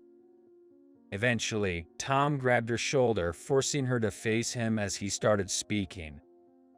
Being with an elite like me can bring you benefits. Attempting to charm her, the manager maintained her professional demeanor, subtly brushing him off. This atmosphere is getting unpleasant. Comes showing off too much, don't you think? Right. Besides, Michael is the one who booked this place, not Tom. I listened to their conversation while keeping an eye on Tom. Suddenly, Tom loudly suggested it to the manager. Let's meet outside sometime. I know lots of great places around here. Being an elite banker, I often use them for entertainment. I could bring you to this restaurant again if you dine with me. The manager continued to handle him with a smile. Thank you. It's lovely to have a place where everyone, regardless of their position, can enjoy themselves. Tom kept flaunting his status, causing discomfort among us. As the reunion's mood turned uneasy, I decided to leave early. Sorry, John. I didn't mean to make you feel bad. It's not your fault, Michael, but I'm glad I got to see everyone after so long. Thanks. Just as I was about to leave, the shopkeeper appeared. Oh, John, are you leaving already? Yeah, it's not very comfortable here. Everyone was stunned as I started talking casually with the shopkeeper. He continued. Ah, that guy. He was scolded here by his boss before. It's surprising he dares to show his face again. The owner glanced at Tom and then announced, Boss, your bill is on the house? On the house. The fee was already quite low, wasn't it? Michael, recovering from his surprise, asked. Wait, what? John, you know the shopkeeper? The shopkeeper proudly replied. Yes. John is the owner of this restaurant. That's where we managed to squeeze in your reunion, as you're his friend. The owner. The entire room buzzed with surprise. That's why I didn't want to say anything. Sorry for keeping quiet, Michael, but since you found this place and made the reservation, I didn't know how to bring it up. No way, you're the owner? That's amazing. I had stumbled upon this Italian restaurant by chance and worked there, learning hospitality and cooking thoroughly. Simultaneously, the restaurant manager back then taught me the ins and outs of business. I couldn't study at school, but he gave me plenty of opportunities for social education. I was taken to various restaurants, allowed to participate in business seminars, and even went on international business inspections. The restaurant manager was quite skilled, and after that, he opened about 10 branches, all of which are thriving today. I learned the basics of business there and became independent 3 years ago. Thanks to the training from the manager, I now own about 5 restaurants. A high school grad as an owner. Tom still seemed unable to believe it. Tom, you've indeed used this restaurant a few times. I appreciate that. But last time you were here, weren't you scolded by a client? You had made a mistake in the numbers by a couple of digits, right? I happened to be here and heard the shouting. I revealed that in front of everyone, causing Tom to turn red. Oh, and the manager you've been desperately trying to woo. She's my wife. What? Tom's jaw dropped as the beautiful manager waved at me discreetly. But you said your income was only $15,000 when I asked. Tom yelled desperately. I shook my head slowly and replied, I didn't finish speaking earlier. That was the amount of my property tax this year. Just got off the phone with my accountant about it. Property tax of $15,000 means an income of about $2 million, right? That's amazing, John. Michael, who worked at an accounting firm, quickly did the math. 2 million. Tom seemed at a loss for words. It doesn't matter if I earn $2 million or not. I don't think of myself as superior. The value of a person isn't in money. But just to clarify, what's your income, Tom? Oh. He was speechless. It was a complete turnaround. He was red-faced and stomping his feet. I am an elite. My success is proof. But weren't you scolded for a simple mistake by your client and even your boss? With his true nature exposed, Tom became increasingly isolated. People naturally distanced themselves from him. Meanwhile, more and more people gathered around me. Success is the result of individual effort and belief. We are all human, regardless of our position. By the end of the reunion, Tom had disappeared. I later heard that he was being transferred to a remote island due to repeated simple mistakes at work. Indeed, elites have their own troubles. As for me, I'm planning to open another new restaurant soon. The restaurants I own are known for their fresh seafood and a warm, home-like atmosphere. All thanks to what I learned from my parents, the factory employees, and the restaurant manager who helped me in the past. Success isn't everything. It's human warmth, friendship, and love that bring richness to life.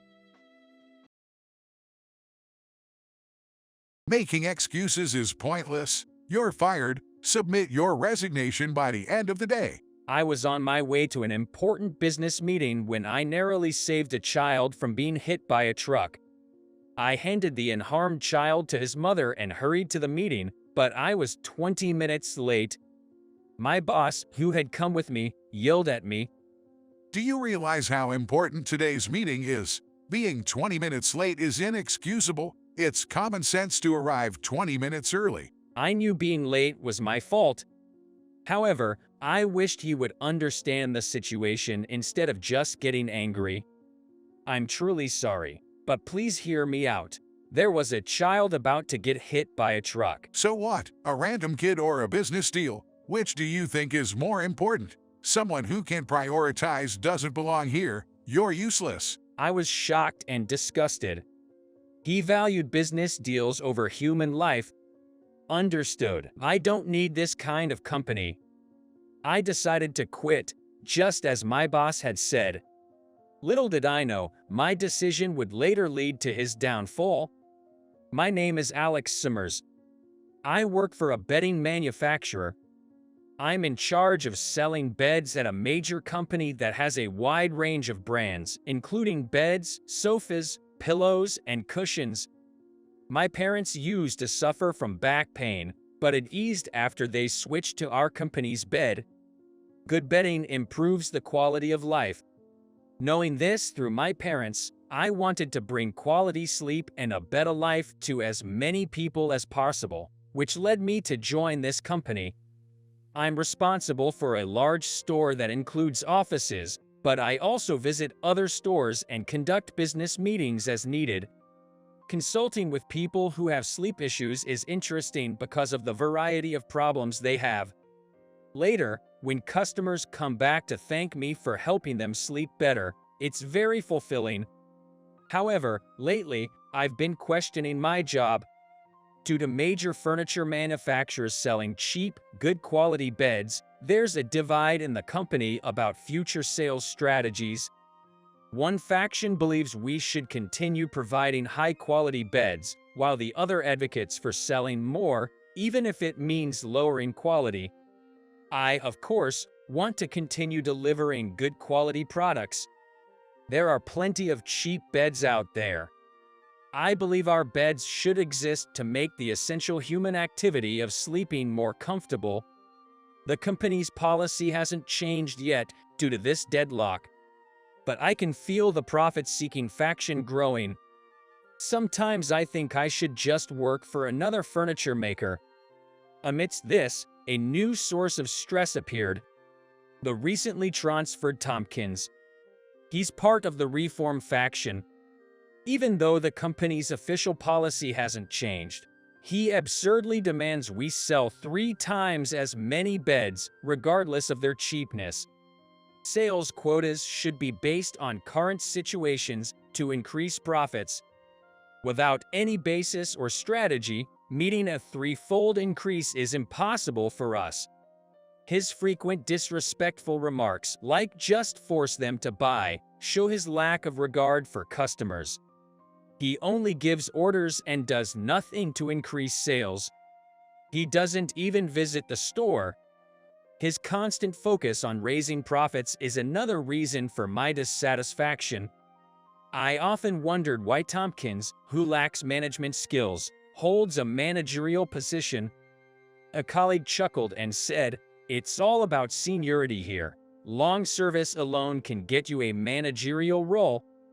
Whenever we, the sales team, desperately secure contracts and increase profits, he arrogantly claims, "It's all thanks to my guidance," and sends reports to the headquarters, overstating his non-existent achievements. Conversely, when customers complain about being forced into purchases, he never faces the issue himself. Instead, he makes one of us deal with it, reporting that the employee lacked cooperation and inconvenienced the customer, shifting all the blame onto subordinates. Working in such a company, I started to lose sight of what I was gaining day by day. I just wanted to spread the word about the quality of our beds, not push products indistinguishable from others onto unwilling customers.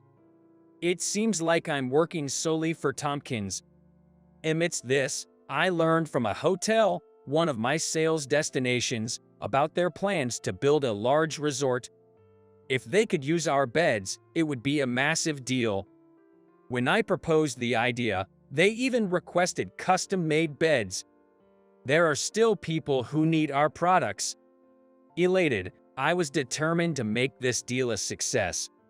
When I reported this to the company, Tompkins quickly got wind of it and encouraged me with, "You better make it a success." I didn't mind the support and earnestly replied, "I'll do my best." But then he said something unbelievable. "If this succeeds, my promotion is guaranteed." My enthusiasm deflated instantly.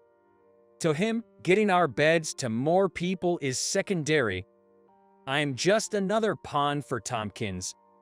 No matter how hard I work for the customers or the company, it's Tompkins who gets the credit, even though he only thinks of himself. What am I working so hard for? These gloomy thoughts began to consume me.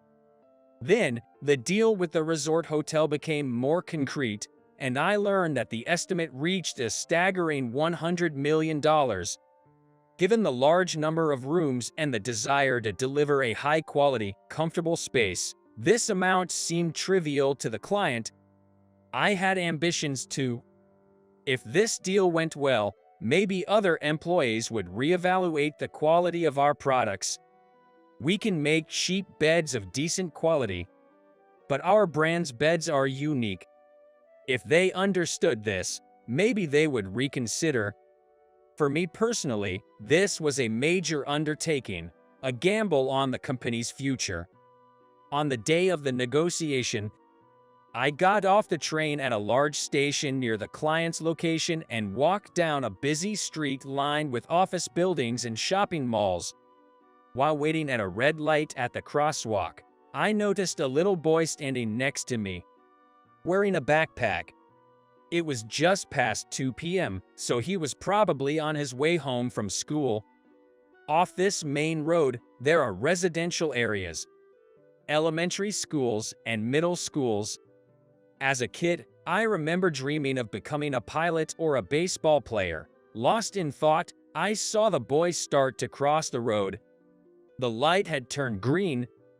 I can afford to zone out now. I have an important business meeting, I thought to myself, and stepped onto the crosswalk. Suddenly, a truck turning right from the far end of the street, without slowing down, was heading straight for the crosswalk. The little boy was still walking across.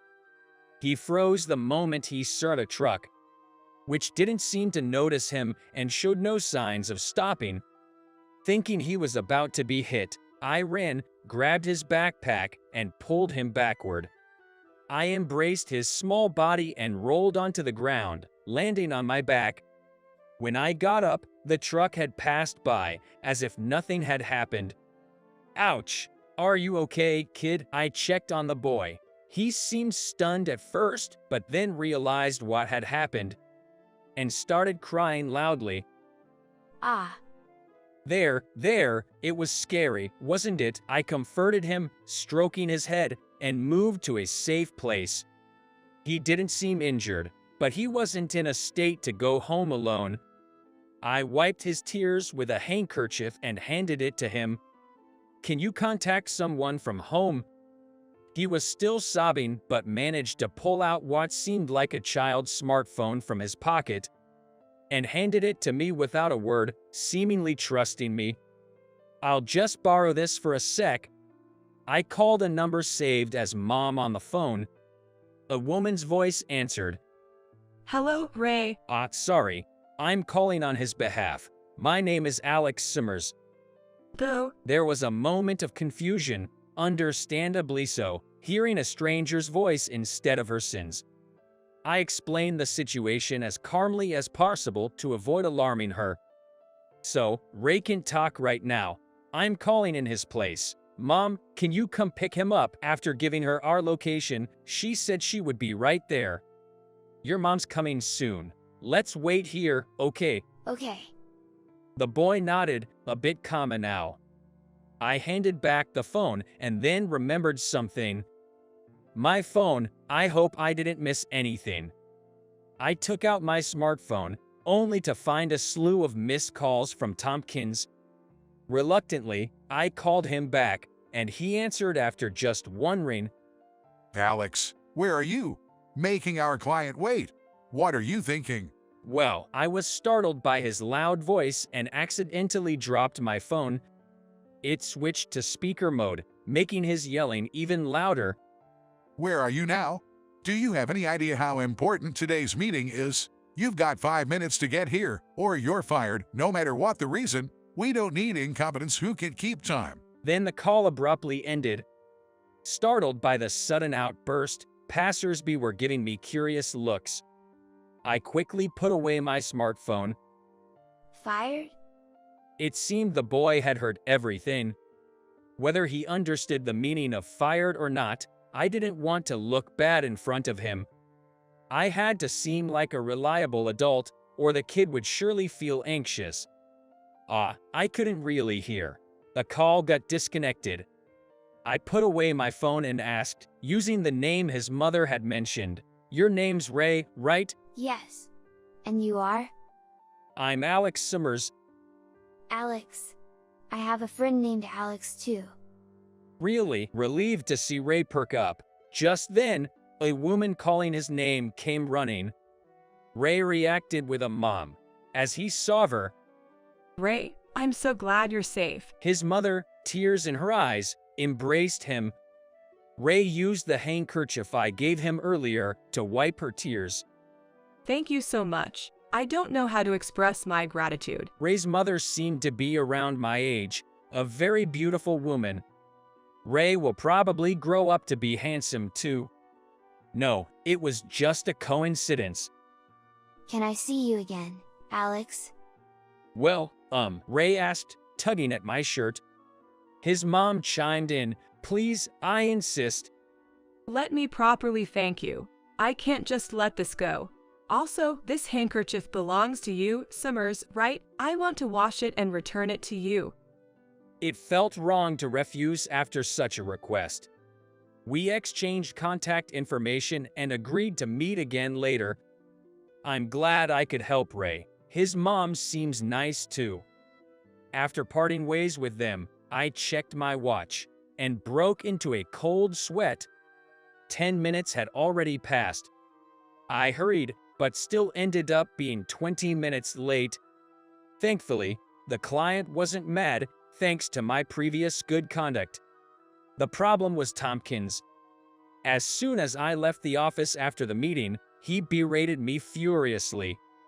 Unbothered by the startled passersby, I fought about the client witnessing this, but I, who was late, had no right to complain. Do you realize how important today's meeting was? 20 minutes late. It's common sense to arrive 20 minutes early. I'm really sorry, but please listen. There was a child about to be hit by a truck. So what? A random child or a business deal? Which do you think is more important? I was shocked and appalled. He valued the deal over a human life.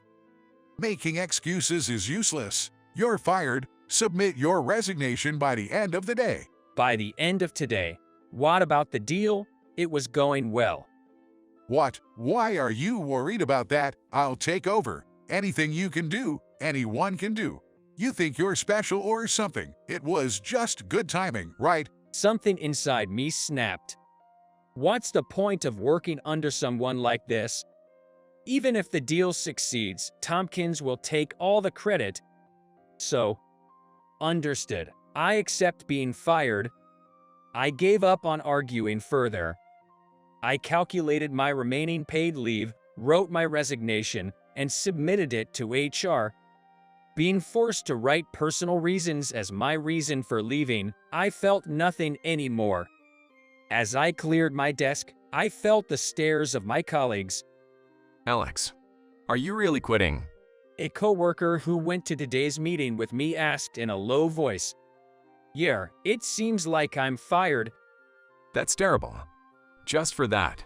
I appreciate your concern. Take care of yourselves. Hey Alex, what are you dawdling for? You're so slow. Get out of here already. Shortly after, Tompkins rudely kicked me out. Later, I saw a disturbing article in the news online. My former company had launched a new low-priced product. It was clear that the reform faction had gained power. I couldn't keep up anymore. The company I loved no longer existed. Turning off my smartphone screen, I saw my own troubled reflection. I can't show up at Ray's house with a face like this. 3 days ago, I had received a call from Ray's mother, Emily Smith. She had invited me to their home. I crossed the same crosswalk from that day and used a map app to find their apartment. Pressing the intercom at the building, Emily and Ray came out to greet me. It's been a while.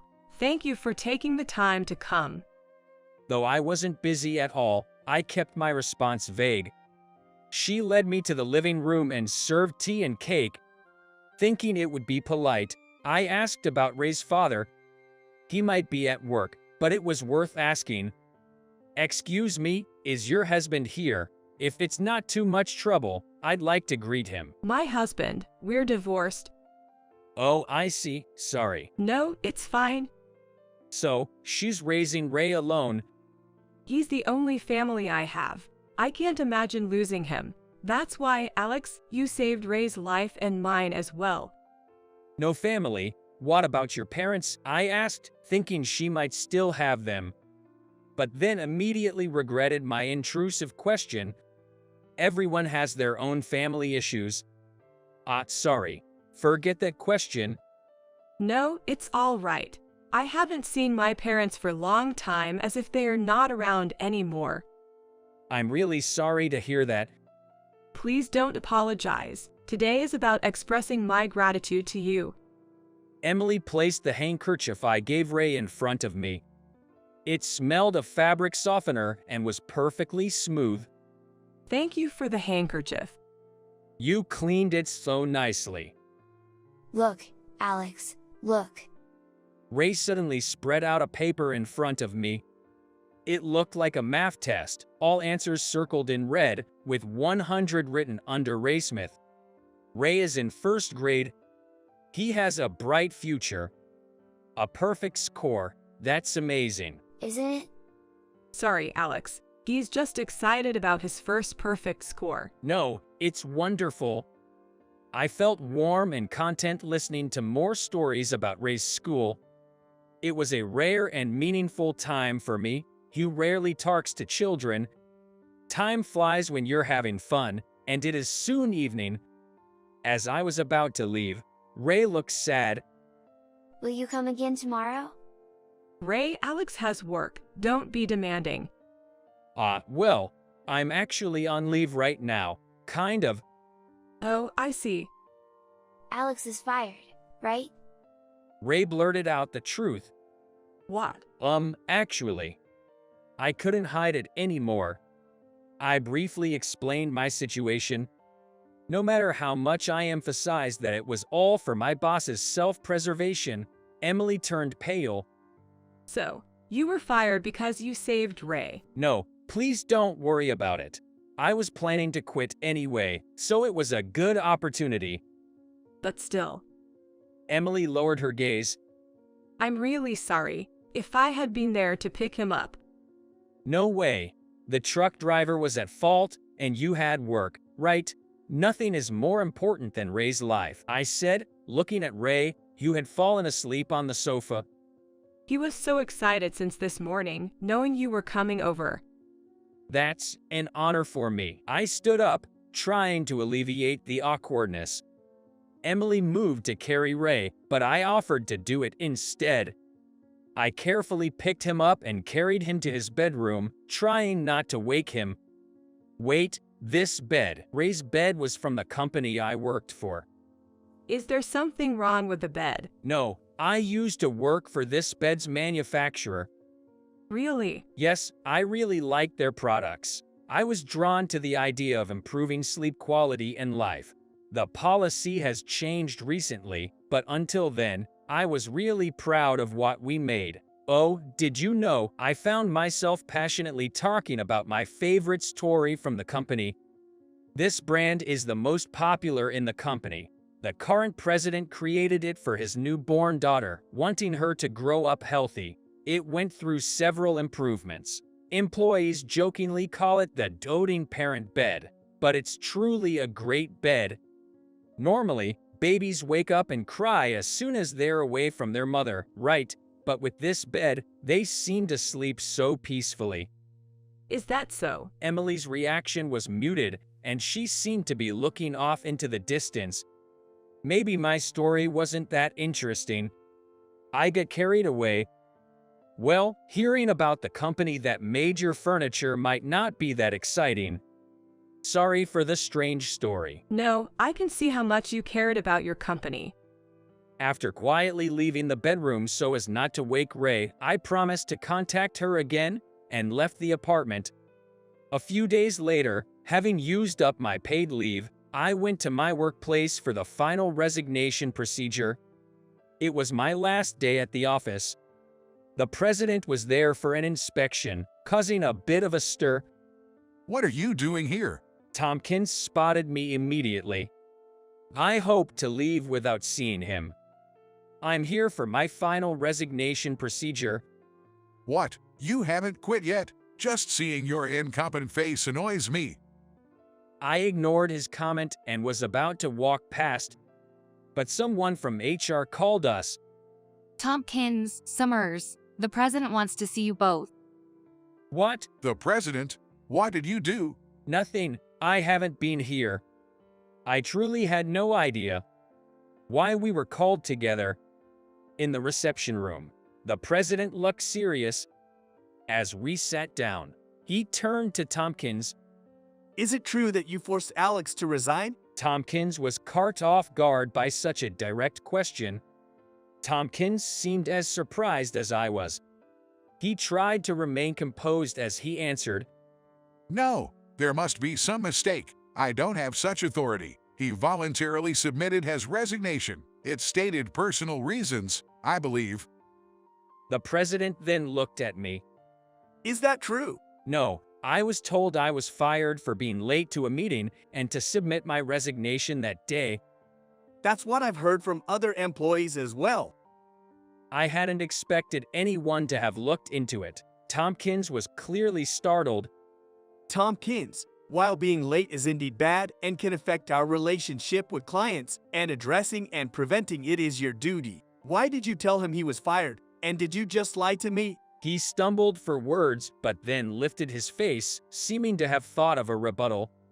With all due respect, President, it was this guy's fault for being late to the meeting in the first place. Blaming me for his failure is misguided, isn't it? You knew the reason he was late, right? And yet, you forced him to submit his resignation. Isn't that true? He said there was a child in danger of an accident, but that's just a made-up excuse. No, it's not a lie. I really did. Stop spouting nonsense. Where was this so-called kid anyway? It's just your excuse. Tompkins yelled, forgetting he was in the presence of the president. Suddenly, the door to the reception room opened, and a woman and a child entered. What he's saying is true. I was so surprised that I exclaimed out loud, Emily and Ray. My child was about to be in a traffic accident, and Alex saved him.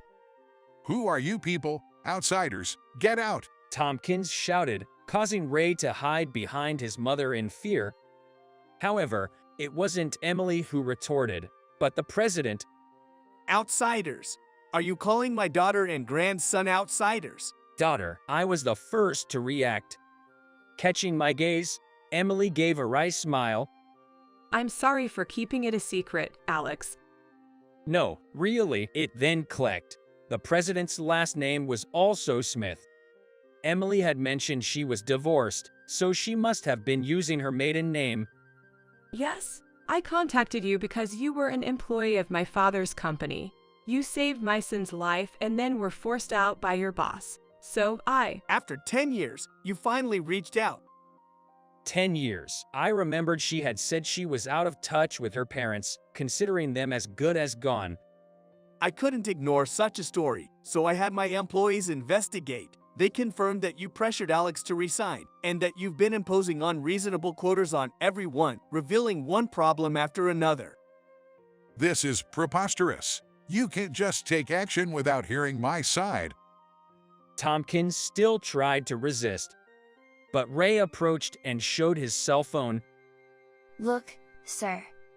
What's this? You've got 5 minutes to get here, or you're fired, no matter the reason. I don't need incompetents who can keep time. Tompkins's angry voice filled the room. That voice, it's from that time. I always told Ray to record everything for safety. Ray had realized the seriousness of the accident and had been recording since I returned his phone. It seems undeniable that you said he was fired, Tompkins. You're saying it yourself. Cornered by the president's glare, Tompkins finally ran out of excuses. I'll report on the detailed investigation and the appropriate action to be taken later. Leave now.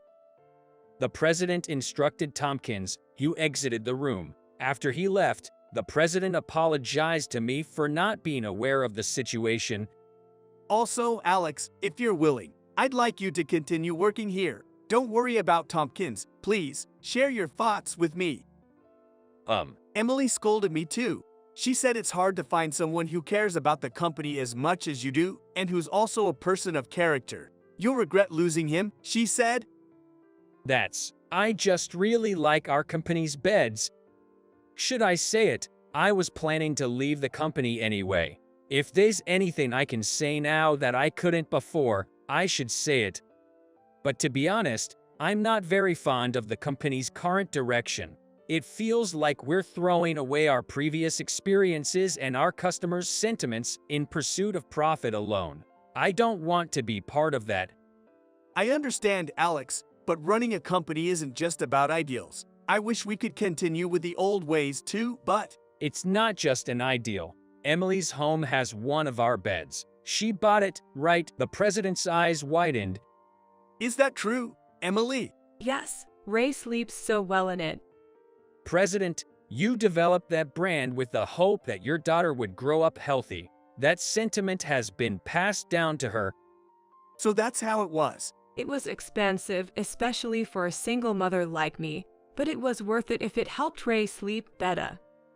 I want to provide a better life for those who need our beds. Of course, profit is important, but there are people who need our beds.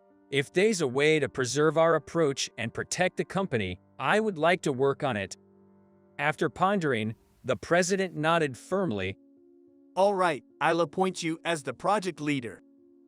What? A project leader? Yes, Tompkins will be demoted regardless. I want you to take over as manager and research the balance between customer needs and pricing in the field. Yes, sir. You're right. Focusing solely on growing the company is missing the point. We almost betrayed those who favor our products. And he looked at Emily and Ray. I remembered your words about providing a better life for those in need. I created that brand for my awaited daughter out of sheer love. I wanted her to grow up healthy. Profit was secondary. I nearly forgot those feelings. I couldn't believe my voice had reached the president. Thanks to Emily and Ray. I was about to thank them when the president addressed Emily. What's this about being a single mother? Well, didn't you elope with some suspicious guy even though you had a fiancé and got disowned for it? Yes. Where did he go? He cheated, so I divorced him. I didn't have the courage to tell you. Should I even be hearing this? The president sighed deeply. I told you to stay away from that man. But it led to Ray's birth, so I don't regret it. Well, that's true. It looked like their relationship as father and daughter might be mended. Subsequently, Tompkins's misdeeds came to light. While I was on leave, other employees had become his targets. After learning about my forced resignation, they began recording his words and actions as evidence. Tompkins tried to make excuses, but the evidence was undeniable. He was transferred to customer service, but lacking the skills, he ultimately resigned voluntarily. I managed to reclaim the billion-dollar deal, successfully negotiating it to completion. The president praised me, and we went out for drinks. I was also working on the development of our brand, which was seeing increasing sales without lowering prices. It's because you believe in and value our products, Alex. Thank you. No, thank you for the opportunity. With your management skills, you could be the next president. No, you're joking. No, I'm serious. Should I take this seriously? Whenever I visited the Smith family for advice, Emily assured me, my father doesn't joke about such things. If I'm expected to fulfill such a role, I want to challenge that. Alex. What's up, Ray? Remember when we went shopping together the other day? Yay. Well, a kid from my class saw us and said, Ray's dad is so cool. Oh. Ray, stop that. Emily quickly covered Ray's mouth in a panic. Why can't I say that? He may not like to be called Dad. Is that true? Looking at me with innocent eyes, leaving me unable to say yes or no. Well. I'd be happy if Alex became my dad. Then we could play every day. Ray. To be honest, I had developed feelings for Emily. As I got to know her and Ray, I found her earnestness and the way she cared for Ray truly admirable. I'd be happy to have a son like Ray, I said, taking a chance. Emily blushed and fumbled for words. Really? Then I'll ask Mom. Ask. Do you mind if Alex becomes my dad? It's not that I mind, but, Ray, don't ask such troubling things. She doesn't mind. I'm quite open to the idea. Really? Well, I'm somewhat open to it too. Seemingly not entirely against the idea. Kindness isn't just for others, they say, but I didn't consciously do good deeds. Yet, by holding on to what's important and being honest with people, they truly see you. This is surely important in life. I want to pass on what I've learned to Ray when he's older. I hope he becomes someone who can help others, connect people, and create something valuable. Unemployed and trying to open an account. That's not gonna happen. Said a colleague at the bank I used to work at. I have left for various reasons, but now I had business with this bank again. When I got there, a former coworker said mockingly, "We don't open accounts for the unemployed." The bank employee, who used to be my peer, had a nasty smirk on his face. Time to cut ties. Huh. Fine by me. You'll regret it though. I responded in anger. In a fit of rage, I decided to close my account, severing ties. This decision would eventually lead to hell for him, but also save him in a way. I'm Mike Simmons. I have a wife, family, and a young daughter, Sophia. I graduated from a prestigious university's economics program and used to work in banking. I met Emily during college. Hey, you're Mike, right? Yeah, that's me. I'm Emily. At the time, I thought she was just another student at the same university, but her approach made me take notice of her. Why did you talk to me? I liked how you were dedicated to your goals. And Mike, you helped an old lady the other day, right? You saw that? Yes. I knew it had to be you. Above all, you're honest and sincere, and I like that. Thanks. I was flattered by her passionate approach, and we started dating. My decision to study economics was influenced by my father. He always said, "It's people and money that run a company." I inherited that belief from him. My father, Michael, once ran a small business. It was less than 20 employees. Watching my father work hard with this philosophy made me empathize with him and choose the same path. Sadly, he passed away due to illness before I graduated, joining my mother, who had died earlier in a car accident. I get why you're so straightforward. It's your dad's influence. Really? Yes. Let me help you. Not as a replacement for your parents, but I'll support you, Mike. Thanks, Emily. After graduating, I started working at a bank.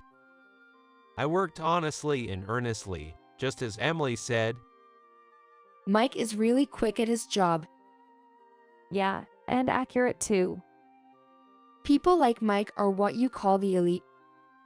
Is Mike single? I heard he's engaged. Oh, that's a shame. I thought an elite banker would be nice. My hard work was well recognized by my peers. I think I have a quicker mind than most that helped me handle task after task efficiently, making me a rising star at work. Mike's been showing off lately, hasn't he? Yeah, all the girls are fawning over him. Seriously, just doing his job, and he gets all this attention. While I was praised, I also faced some jealousy from colleagues. I knew about their whispers behind my back. They're just jealous of you. Jealousy? Yeah. Working hard and being the center of attention as a rising star like you, Mike, must make others envious. Emily explained this to me, and I finally understood. So I was the object of jealousy around here, but I was just doing my job. I tried not to let it bother me too much, but there was one guy who was a real pain. Hey, Simmons. What do you want, Johnson? Elite here is so full of himself. If you got nothing for me, don't bother me. That was Hero Johnson. He seemed to see me as an enemy, always picking on me. I could ignore the others, but Johnson interfered with my work, which was really annoying. What? Why do you get assigned to the main branch before me? I don't make these decisions, Johnson. It's up to the higher-ups. Johnson had wanted to be assigned to the main branch, but I got there first, which made his hostility even more obvious. Until then, he hadn't really harassed me. We both just focused on our work. But once my assignment was decided, the backbiting and harassment started. I couldn't understand his obsession with the main branch, but honestly, his presence was becoming a problem for me. For a while, I had a good boss and things were calm. But when Johnson was assigned to the main branch a year later, my peace was shattered. You don't belong here. If you got something to say, just say it. Me? Overthinking things, aren't you? And then Johnson's harassment started again. He passed by with nasty comments. Oops. Sorry. Didn't see your shoe there. Accidentally spilled coffee on it. He dirtied my freshly polished shoes. He also bumped into me on purpose, threw away my documents pretending they were trash, and more. It was getting hard to focus on work. Apart from my boss, everyone else just ignored it. They probably found it bothersome or didn't like me standing out. Then a loan fraud scandal broke out. The client's financial statements that we both managed were tampered with, and it seemed the bank had turned a blind eye. They say you orchestrated everything. No, that's not true. I didn't do anything. Who would say such a thing? That's right. He wouldn't do something like that. There's no evidence. The accuser remains anonymous to prevent grudges. It's all on you. I can't believe this. I was being blamed for something I had no part in. Ha, serves you right. You were so annoying. Johnson, you didn't. What are you talking about? His attitude afterward made it clear he had set me up. I was just doing my job, yet I got caught in this mess. I was fed up with it. Hey, Mike. Yes. Oh, I'm sorry for causing trouble. It's not your fault, Mike. You didn't do anything wrong, right? Yeah, I really didn't. So what are you trying to say? Do you have to stay in banking? What do you mean? I hate seeing you so troubled. Luckily, my job is going well. Maybe you don't need to stick with banking. Emily suggested I leave the bank, and I agreed. You quitting is a relief. Goodbye, you unemployed loser. That was Johnson's last words to me as I left the bank. Emily. What? I've got another job lined up, but it might be tough at first. Will you stick with me? Of course. I was planning to do so all along. With Emily's support, I started my new job. Eventually, we got married and gave birth to Sophia. It's been a few years since I left the bank. Despite my distaste for the cutthroat competition among my peers, I still had a fondness for the bank itself, and took pride in the work I did there. That's why I continued to use the bank as a customer. Today, I was heading to the bank to use my safe deposit box. I'll come to pick you up in a bit. Okay, see you later. Daddy, come back soon. Sure, I will. After waving goodbye to Emily and Sophia, who were heading to the park, I entered the bank. I'll be right with you. Wait, aren't you Simmons? Johnson. I had run into Johnson again. Long time no see. Still unemployed, I guess. No, I'm just off today. Off today? Off every day, right? I was dressed casually for the park, which made Johnson mistakenly think I was still unemployed, and he started to mock me. Using the safe deposit box. But an unemployed person can't open an account, right? As usual, Johnson was being rude to me. Honestly, I didn't want to meet him. We don't open accounts for the unemployed, he said with a nasty smirk. I was getting fed up.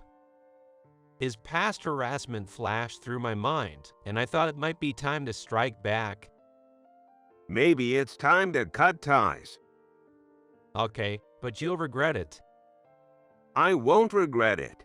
Poor jobless people like you should just leave. Fine, but first let me cancel my safe deposit box and account. Suit yourself. I made my declaration and left the bank. Daddy? Oh, you're back early. A lot happened. I'll tell you about it when we get home. And Emily, I need your help with something. It doesn't sound good. All right.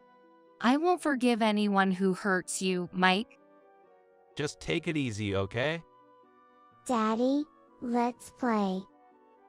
Sure, let's play. The next day, Emily and I were at home. Sophia was with her grandparents. Thank you for your time today. And I'm truly sorry about what happened. Please come in. My former boss, the bank's branch manager, John Smith, came to apologize, dragging Johnson by the collar. Our branch could be in trouble without a major client like you, Simmons. I'm terribly sorry. This was due to my lack of foresight. Smith was almost bowing, apologizing profusely. I understand your apology, Smith. But it seems he doesn't think the same. Emily said that coldly, looking at Johnson, who was being held by the head in dissatisfaction. Is there something you want to say to my husband? Who needs an account of someone who caused trouble? Johnson, do you even understand why you are here? Let him speak his mind. Branch manager Smith yelled at Johnson, who was muttering without showing any remorse. Emily intervened, facing Johnson. The money in that account is probably dirty anyway. Unfortunately for you, I've known this man's integrity since college. You know he couldn't have done such a thing, don't you? That guy caused the incident, didn't he? Well, someone set him up, right? Mike would never do such a thing. Was there any actual evidence? That is. Emily cornered Johnson with her words. Seeing this, I turned to branch manager Smith. Smith, could you investigate the loan fraud incident? If the truth comes out, I'll reconsider closing my account. Thank you. I'll look into it right away. If you need a specialist, let me know. I have contacts. Yes, of course. Branch manager Smith agreed and left, dragging Johnson with him. I'll make a call, just in case. Thanks, I appreciate it. Of course, it's a perfect opportunity to clear your name. I'll meddle as much as necessary. You're really reliable, Emily. Thank you. With the help of specialists arranged by Emily and the reinvestigation by branch manager Smith, it turned out Johnson was behind the tampering. Reviewing the security footage, we saw Johnson tampering, and a person introduced by your wife spoke to Johnson's colleagues. They confessed to being coerced by him. Branch manager Smith came to our house to report this a few days later. And Johnson, he's been fired, considering everything. So after years, my suspicion was finally cleared. Thank you for looking into this. I look forward to continuing our relationship. Yes? Thank you as well. Don't be so formal. Weren't you my boss? Now you're a client. I can stop if it bothers you. Please continue as before. Understood. I appreciate your continued business. That's all right. Yes, I continued my business with my former employer. The reason branch manager Smith went to such lengths was because I had opened an account with $15 million in it. After leaving the bank, I started a recruitment service for banking and accounting professionals. Having worked in banking for several years, I wanted to leverage that experience and focus on people handling money, following the philosophy of it's people and money that run a company. Leave the finances to me. I'm doing well as a lawyer. Thanks, Emily. In return, let's make an exclusive contract with your company. Sure, I'll count on you then. With Emily's help as a lawyer, I successfully started my business. The first year was tough, especially in gaining trust from companies. Some acquaintances from my banking days knew about the incident and were skeptical, but by being honest and straightforward, I gained their trust. Working with you, Simmons, was the right choice? I'm glad I could help. Now, my service is highly regarded even for executive recruitment. The $50 million account belonged to my company. I can't thank you enough, Emily. I've been helped a lot by you too, Mike. The blessings we're receiving now are proof of how earnestly you faced everything. You think so? After things stabilized, we had a wedding and received blessings from many people. Leaving the bank allowed me to find happiness. And for that, I was grateful to Johnson. I was a bit concerned about his future. Despite the harassment and betrayal, I had seen him do his job meticulously several times.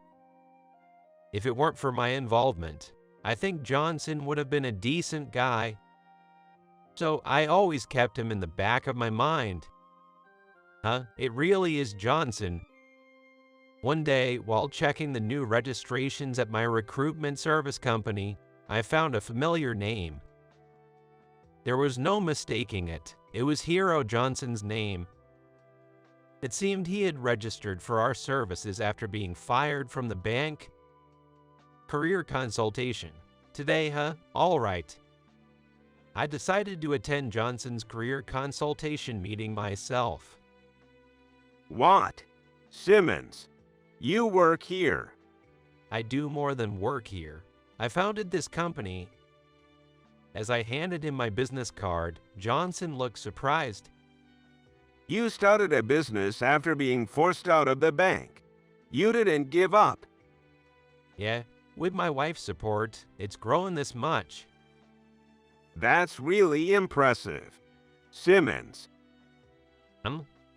Johnson stood up and bowed deeply to me. I'm truly sorry for everything I did, for the harassment and for framing you. I really am sorry. I wanted to hear an apology. That's enough. Let's talk about work. Thank you, Simmons. We then had a detailed discussion about his approach to his next job. From the conversation, it was clear Johnson had changed and was sincere about working hard. Honestly, being fired is a big negative image. I understand. So it'll be a small company with few applicants. Is that okay? Of course, I'll do any job if I'm hired. All right. I'll talk to them about your situation. Thank you. I introduced him to a small company that had trouble attracting applicants, explaining everything, including the loan fraud incident that led to my downfall. Simmons, do you believe he's changed? Yes, he's sincerely remorseful and committed to working honestly. He was always meticulous and skilled. I see. Even with his past, we'll accept him if he's sincere now. Thank you. Johnson got the job at the small company. With his high skill level, he soon became a relied upon member of their team. Hey, Johnson, I've always wanted to ask you something. What is it? I invited him for a drink once things settled down. He agreed, and I decided to ask him something that had been bothering me. Why did you harass me so much? It started around the time I got assigned to the main branch, right? Yeah, honestly, I was jealous. You got assigned to the branch I wanted, the one my parents told me to aim for. Your parents? Johnson looked a bit troubled as he explained. My dad was a banker too. He always raised me to be a banker and to become successful like him. That sounds tough. Really, I wasn't allowed to do much besides studying. Didn't you ever rebel? When I was little, I once skipped studying to play, and I got locked in a closet and lectured. That became a trauma for me, so the idea of defying never crossed my mind. I was shocked. I didn't know much about Johnson, but it seemed he had his own struggles. My mom always said my dad was right. It felt like they were just imposing their values on me. That must have been hard. Were you unhappy? Kind of. I was always under pressure, and it was tough. When I saw you, who seemed to have it easier, get assigned to the main branch first, I just couldn't accept it and acted childishly. I'm really sorry. Apology accepted. Sorry. And, well, my dad found out about someone more talented than me and told me to bring you down. Quite the father. Apparently, he was taught to outdo anyone more skilled than him, just like his father did. But now, I've been fired because of the incident, right? Yeah. So I was disowned and kicked out because I'm no longer a banker. Are you okay? I'm fine now. The company let me use the staff dormitory after I explained my situation. Honestly, I feel relieved. Really? Yeah, I finally feel free from my parents, able to work on my own terms. As long as you're happy, that's good. I'm grateful to you. After being fired from the bank and disowned by my parents, I was in despair. Then you reached out to help me. Thank you, truly. It's mutual.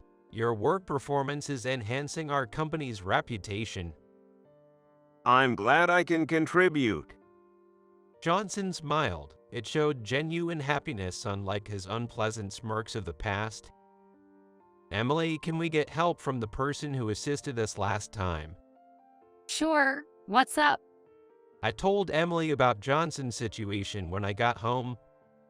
That sounds like an interesting development. I'll contact them right away. Thanks to her efforts, Johnson's father was investigated, and multiple wrongdoings were uncovered. His father fell from grace and ended up with debts due to compensation. Simmons, you were behind this, weren't you? What are you talking about? Really? Anyway, they contacted me. Really? Yeah, they said, you're our son. Help us pay off the debts and support our living expenses. I rejected them, saying, your son no longer exists. Be careful, just in case. Yeah, I haven't told them about my current company, and the boss said they couldn't connect them to me. Then you should be fine. Thank you, really.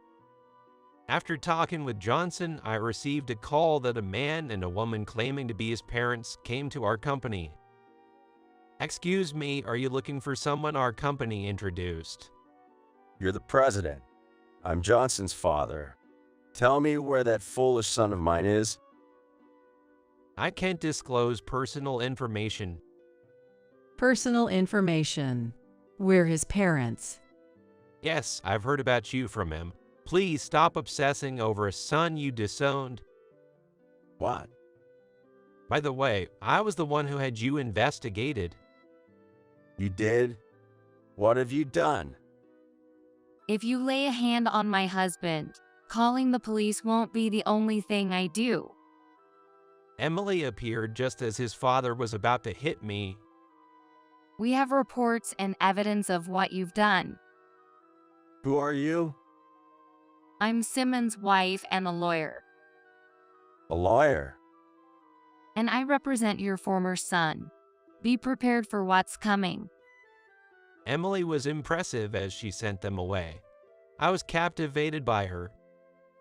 Thanks to her efforts, Johnson was able to completely cut ties with his parents and was very grateful. He's working earnestly now. It seems the daughter of the company president took a liking to his new attitude. He recently told me they started dating. If we ever get married, will you come? Of course. I was relieved to see Johnson happy. I need to thank Emily's contact. Yeah, actually, we're treating them to dinner soon. Want to join? Are they okay with that? Yes. They're a husband and wife detective team. They're coming together, so it's fine. Then I might take you up on that. How about a family picnic? They have a son about Sophia's age. That sounds nice. Thanks to Emily, our social circle expanded. The detectives, the Ians, were quite an interesting couple. I'm Ethan Ian. I run a detective agency. And I'm his wife, Sarah. I'm Emily's husband, Mike. I've heard a lot about you from Emily. Now, Mike, a voice recorder is essential for those crucial moments.